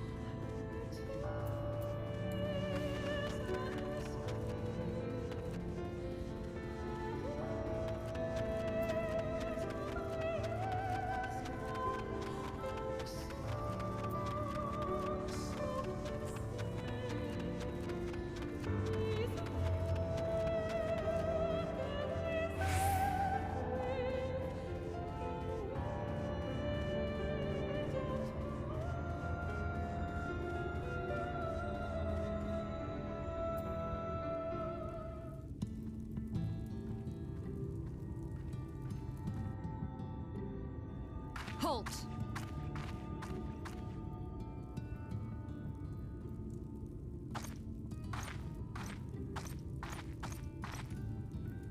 Every face in this city I know. Yours, I do not.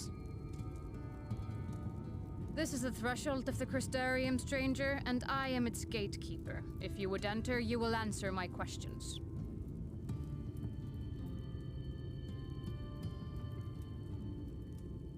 From where do you hail?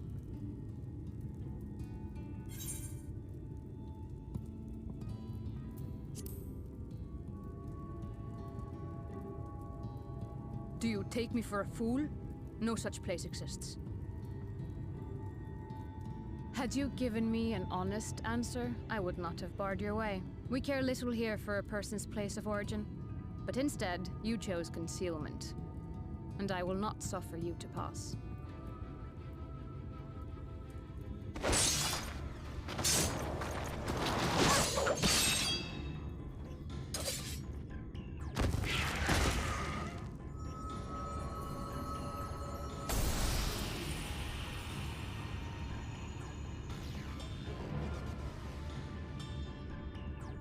That one had eaten. It must have gulped down the whole hand, ring and all.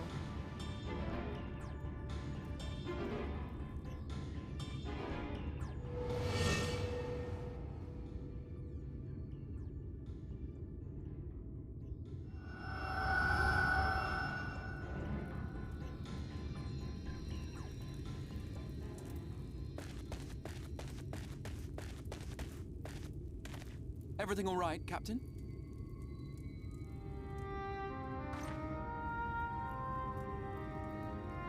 Quite all right, my lord.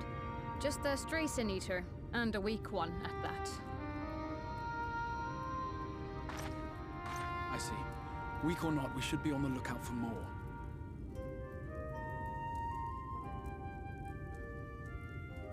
But I see you've met my guest. I will escort her to the Crystarium myself, if you've no objections. Another of your mysterious friends, is it? I should have known. Very well. I'll inform the others your guest is to be given the run of the city.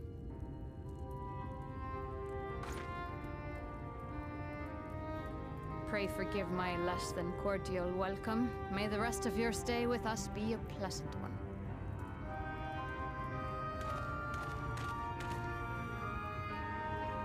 Come with me.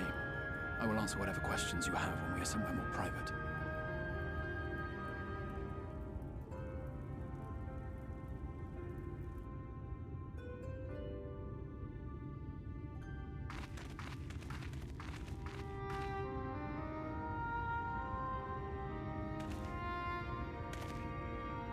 Right then, before we plunge into the wheres and wherefores, let me first thank you for answering my summons.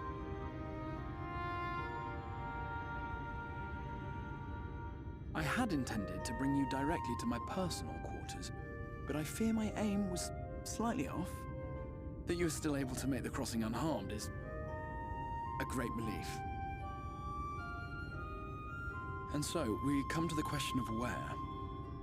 The realm in which you now find yourself belongs to one of the 13 reflections, or shards. The first, to be precise, even if its inhabitants are largely oblivious to the fact. As to wherefore, having been awarded the rather grandiose title of Crystal Exarch, I, in my capacity as caretaker of the Crystarium, thought to seek the aid of you and your companions.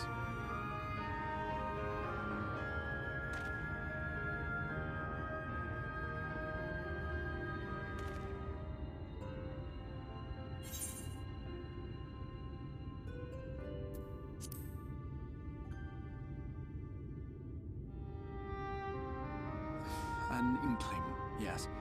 I can only beg your forgiveness. Matters here forced my hand. But all shall be explained in due course, I promise you. Let us begin with the glaring skies up above.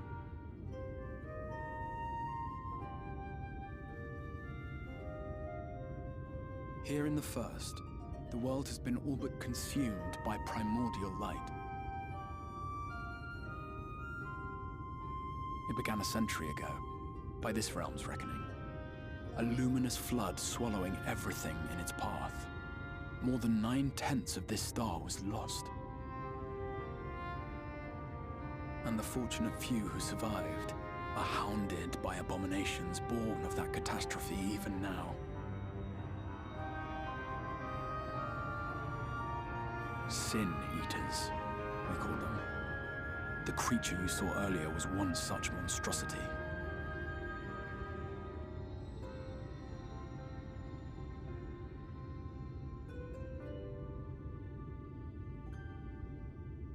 It was to save the First from this menace that I learned to bridge the rift between worlds, that I might call upon the aid of the greatest of heroes.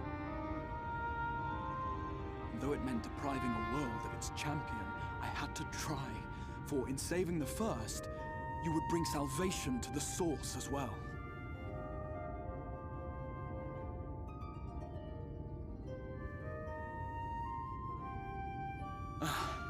But what manner of host harangues his guests in the middle of the road? Let us continue our talk within the Crystarium.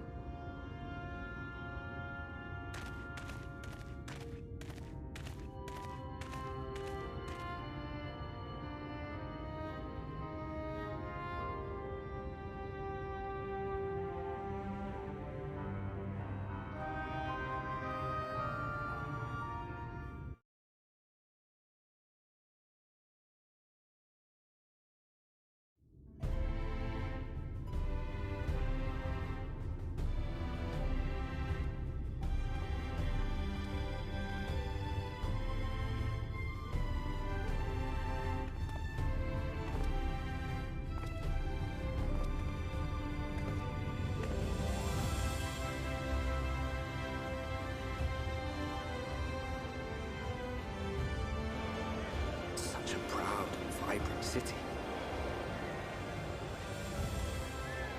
The sole sanctuary for the living in a world all but resigned to oblivion.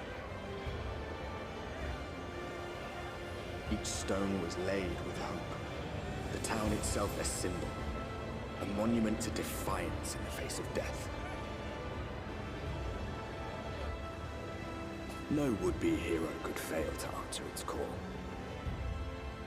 For who among us does not yearn for salvation?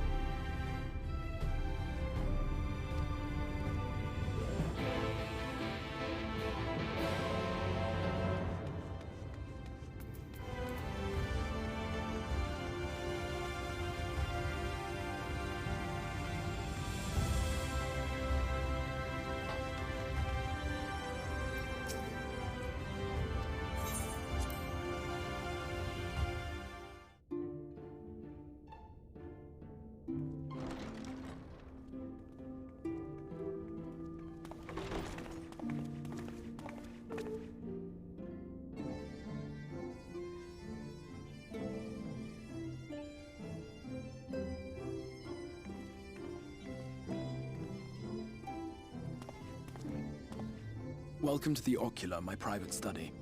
We can speak here without fear of being overheard.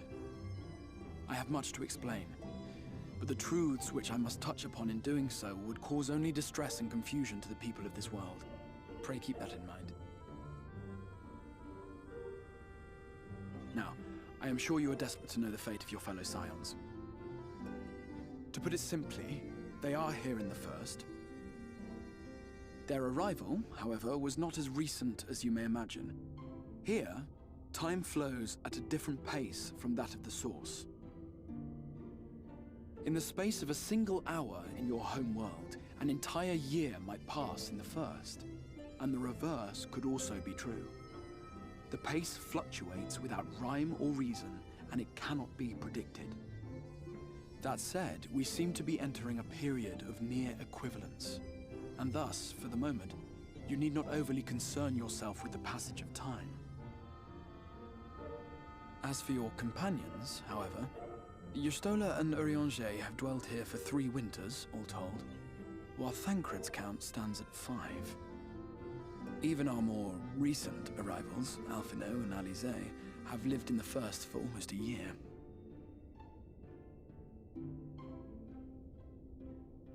My intention had been to summon only you, but the art of reaching across worlds has proven exceedingly difficult to master.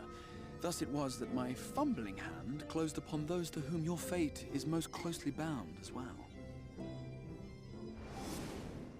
As they were not the object of my summons, their transference was incomplete. Though they may appear to possess corporeal bodies, they are, in truth, merely spirits that one can see and touch. Consequently, while you yourself will be able to pass between worlds with relative freedom, they will not. Much as it grieves me, they are stranded here, unable to return.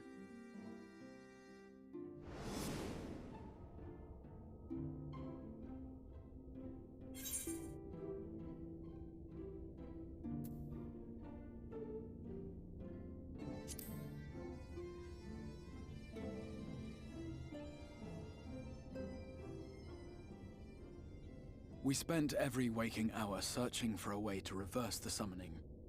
In the beginning, at least. As you may have surmised, however, our efforts met with little success. And then we all but abandoned the endeavor once Urianger shared with us the vision he had witnessed during his journey through the rift. In that chaotic no-man's land between realms, time and space warp and blend in unexpected ways. What Urianger saw was the future. That which would one day come to pass. In his vision of tomorrow, the First was rejoined with the Source. This collision of worlds brought about the 8th umbral calamity and the deaths of countless multitudes. Amongst those who perished, Urianger clearly saw the fall of the Scion's mightiest champion. He watched you die.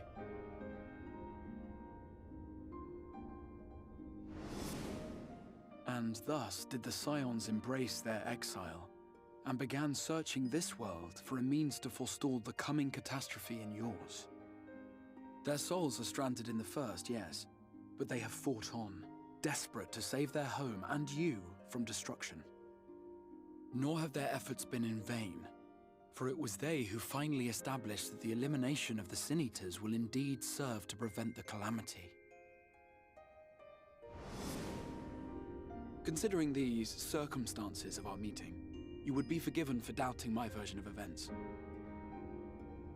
And so, before all else, I would suggest you track down your comrades and hear the tale from their lips.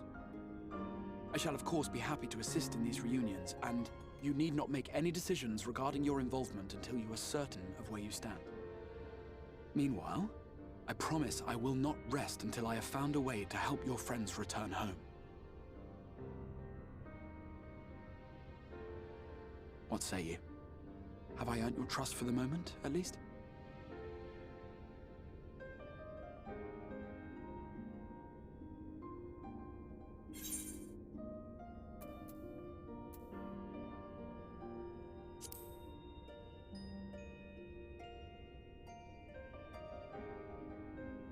Excellent.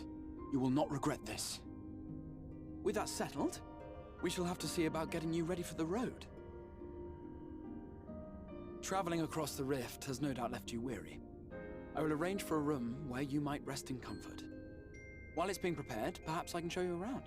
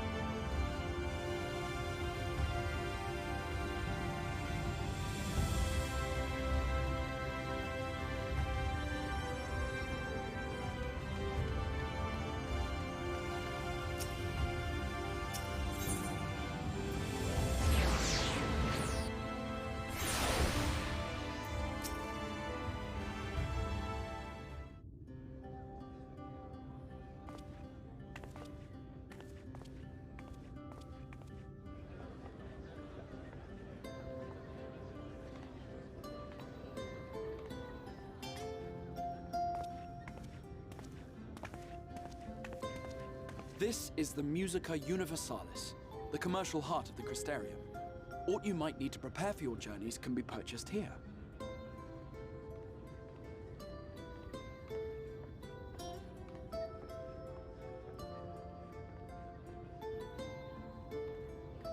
Ah, yes. You must be curious about the currency. Fear not. The gil you carry will serve you well enough. Each nation once minted its own coins, but 'twas all a jumbled mess following the flood. After much debate, the local merchants eventually elected to revert to the old ways, wherein a coin's value was decided by the worth of its metal. As for a unit of measurement, we agreed upon the term gil, a word borrowed from coins uncovered within the Crystal Tower here. And as our traders peddled their wares across the land, so too did our usage of gil become common practice. From what your stola tells me, a standard coin from the source equates to exactly 1 gil here, or near enough not to matter. Our way of life has benefited greatly from the artifacts we recovered from the tower, some of which may be familiar to you.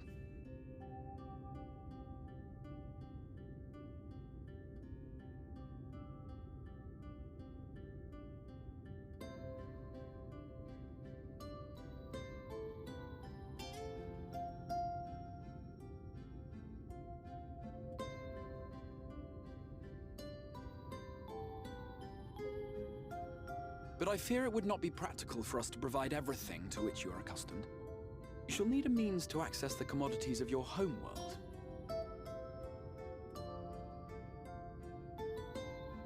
Avan Kerm Sin? Yes, I'm here! Of course I'm here! What amusements do you have for me today?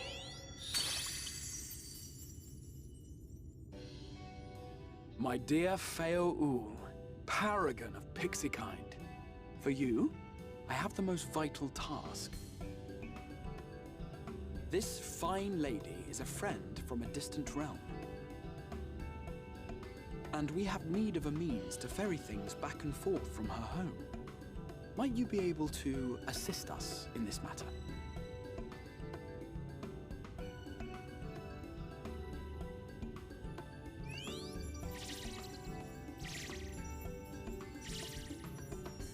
You came from beyond, didn't you?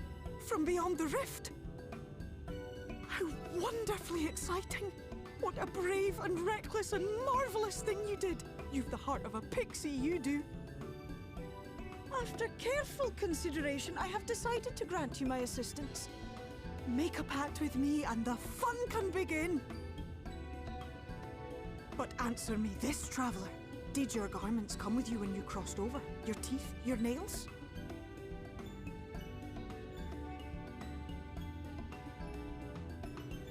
Just as I thought! Then you've a good stout connection with your home through which all your belongings, great and small, may easily pass. From this moment forth I will be your isne fis, and you my sney yak. Like the branch which sprouts from the sapling, our bond will flow unbroken from one to the other. Raise your hand.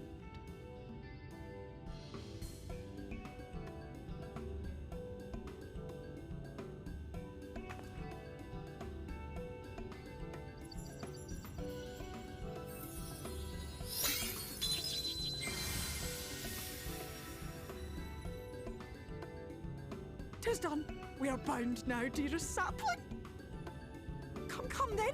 Make your request. Tell me your desire. I wish to visit this world of yours. Mayhap her message to your friends in the Source to inform them of your safe arrival.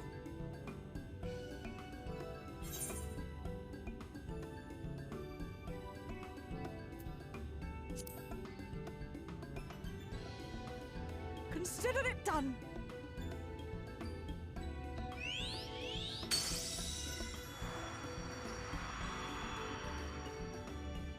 As you heard, that was Feo Ul of the Pixies.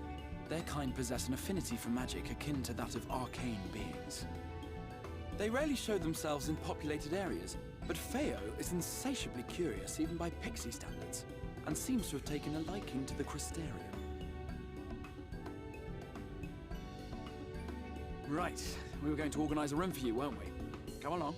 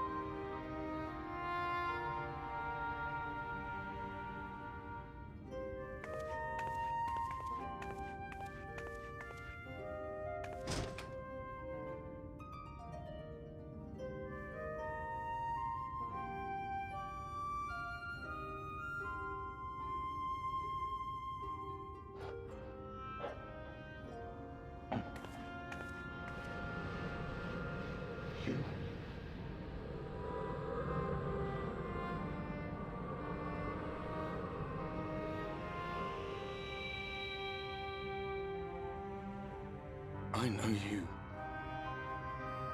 You're the warrior of light from the Source.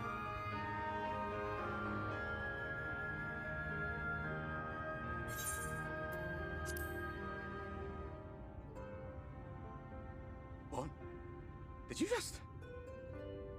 You can hear me? Oh, gods, how long has it been?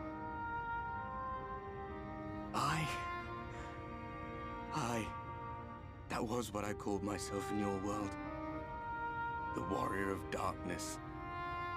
My real name is Ardbert. I used an alias in the Source, a daft one, looking back.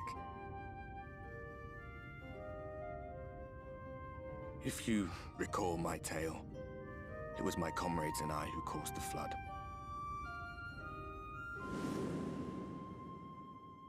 We thought our home doomed. And so we listen to the Ascians. Let them guide us to the source and try to hasten their goddamned ardor.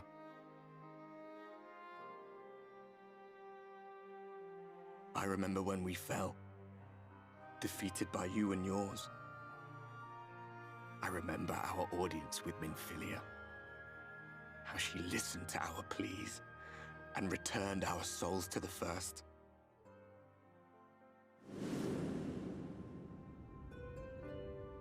The flood was poised to swallow Norvrant.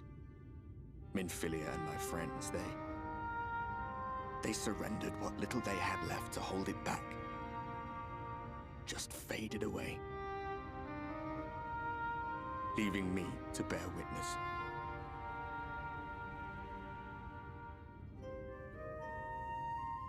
Tell me, do you know the year? How much time has passed since we caused the flood?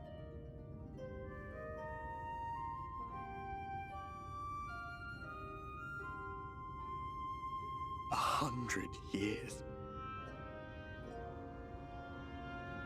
100 long years.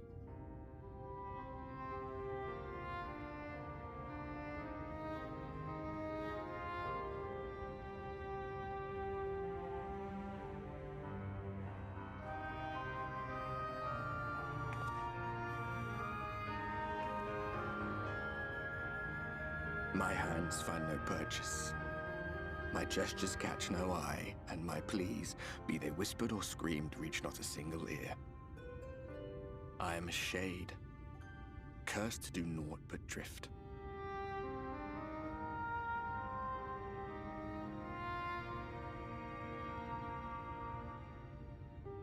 I feel as if I've been walking forever. I hardly noticed when my mind and body began to fray at the edges. Then bang! My senses were sharp again. I felt like a fish being reeled in, and before I knew it, I found myself in this room. Why is it that you can see me? What are you even doing here, come to that?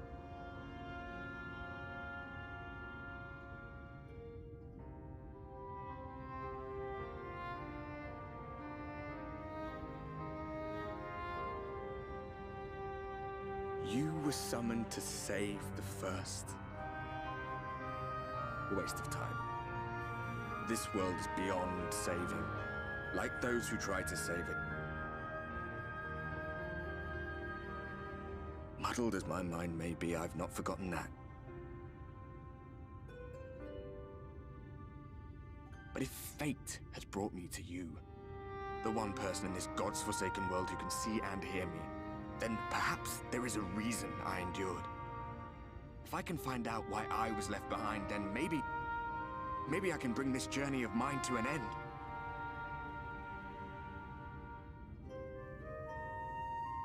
Well, I'll be watching, Warrior of Light. But do me a favor. Be careful out there. This world has had its fill of heroes.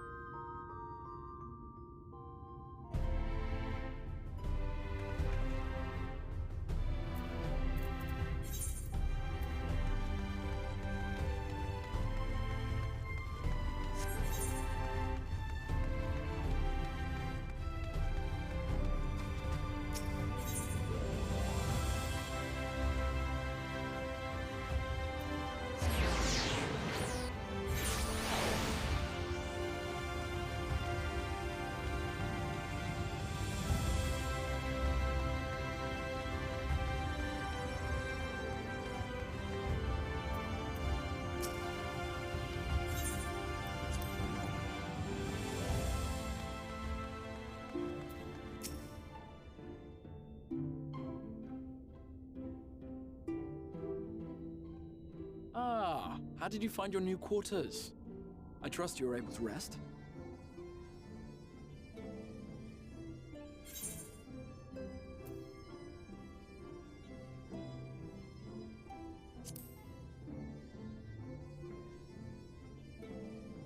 I was not aware the room was haunted, and you were rather tired. Well, should you receive another visitation, be sure to let me know. Now, let us return to the subject of the Scion's whereabouts.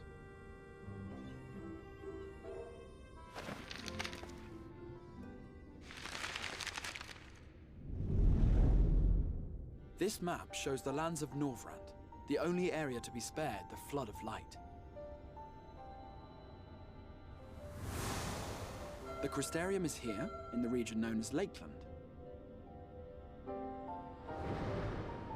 To the north is the fairy kingdom of Il-Meg. That is where you'll find Urianger. To the east lies the once prosperous civilization of Rak-Tika. Your Stola is stationed there, in the heart of the forest. Alas, neither location can be reached without considerable difficulty. As such, I would suggest you first seek out one of the twins, each of whom is stationed but a short flight from the Crystarium.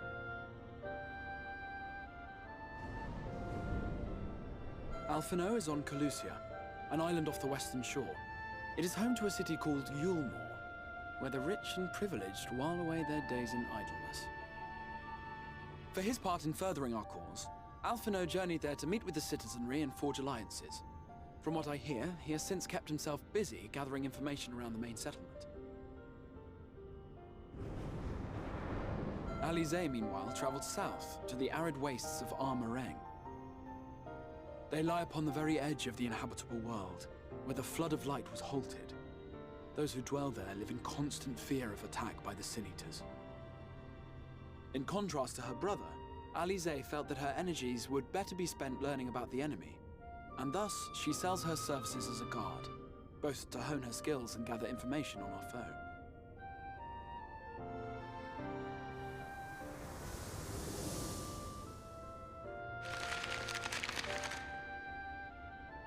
So, will it be Calicia or Armareng? It matters not which you choose to visit first. Simply inform me once you have made your decision, and I will see to it that you are provided with a suitable mount.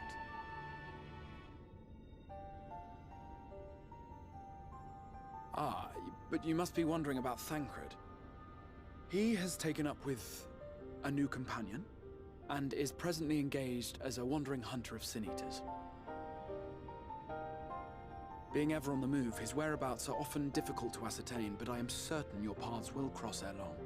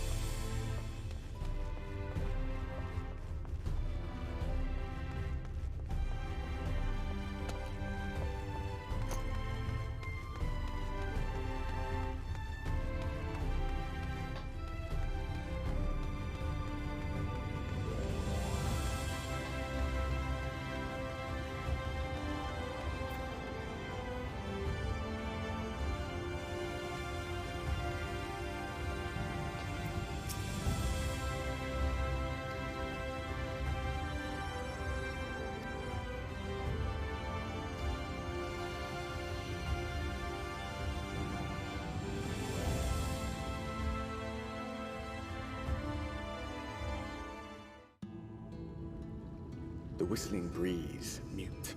The pounding surf, frozen. Time itself takes a breath. At light's edge, all is perfectly still.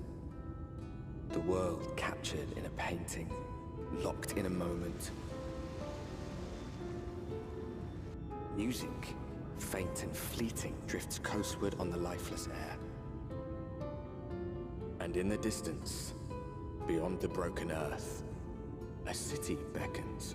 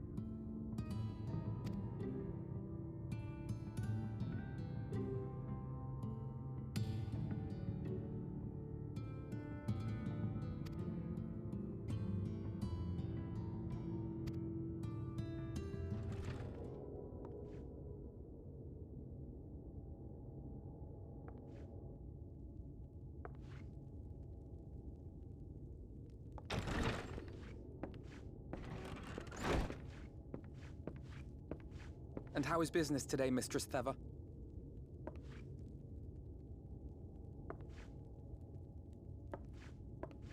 Oh, frenetic. Look, I have a new customer.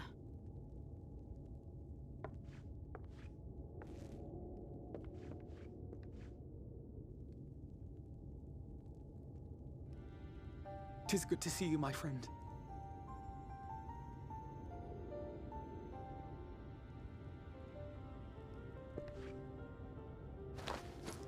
The barley seeds you wanted. They should produce a better harvest than the last. What, just like that? Oh, well, Fino, you really are a dear. Well, I'd best be tidying up some of those empty shacks before the pests move in. Keep an eye on the place while I'm out, eh?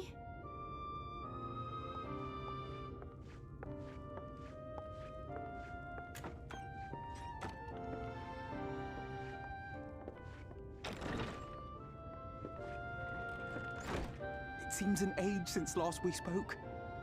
Not since the prisoner exchange in Doma. And Yotsu. It has been even longer for me, of course, if you count the days I've spent here.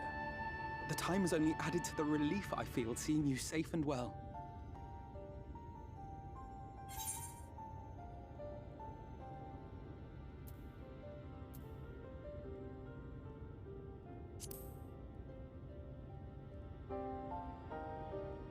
Huh.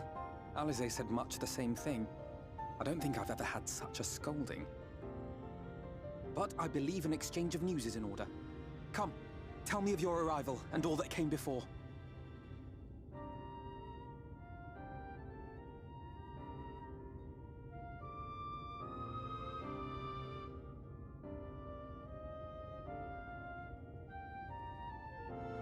I see. Both the Exarch and Alize told me what they knew of events, but I had stubbornly clung on to the hope that all-out war might yet be avoidable. And poor Tataru. She must be sick with worry. We must endeavor to return as soon as we may. It would be nice to bring her good tidings for a change.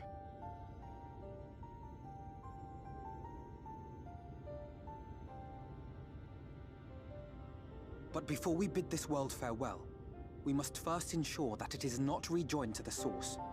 We must prevent the 8th Umbral Calamity. Urianger's vision of the future has, I fear, every chance of coming true. By his description, the catalyst for the calamity was a formless and deadly weapon employed by the Garlean Empire.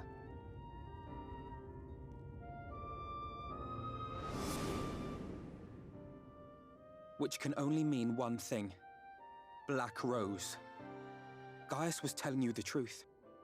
When we were on the trail of the Ascians, we saw evidence that the gas was being manufactured once more.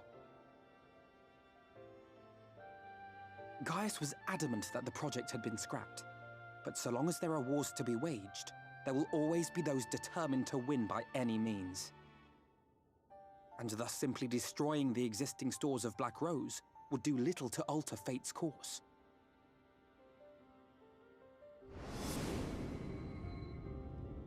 In that sense, our involuntary journey here to the First was something of a boon.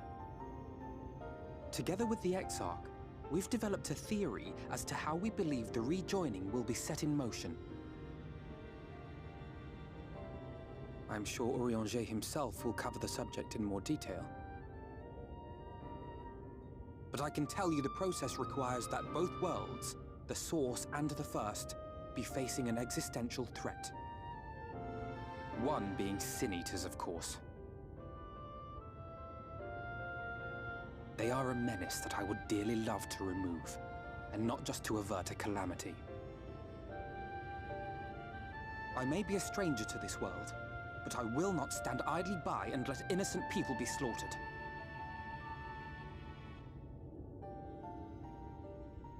That is what brought me to the gates of Yulmore. Ignoring its pretensions as a kind of capital city to what remains of the world, it is nonetheless a center of power and authority.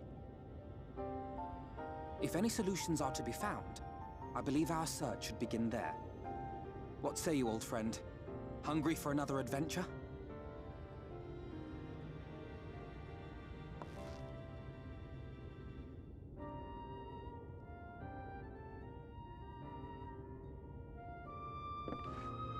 And so we take to the road once more,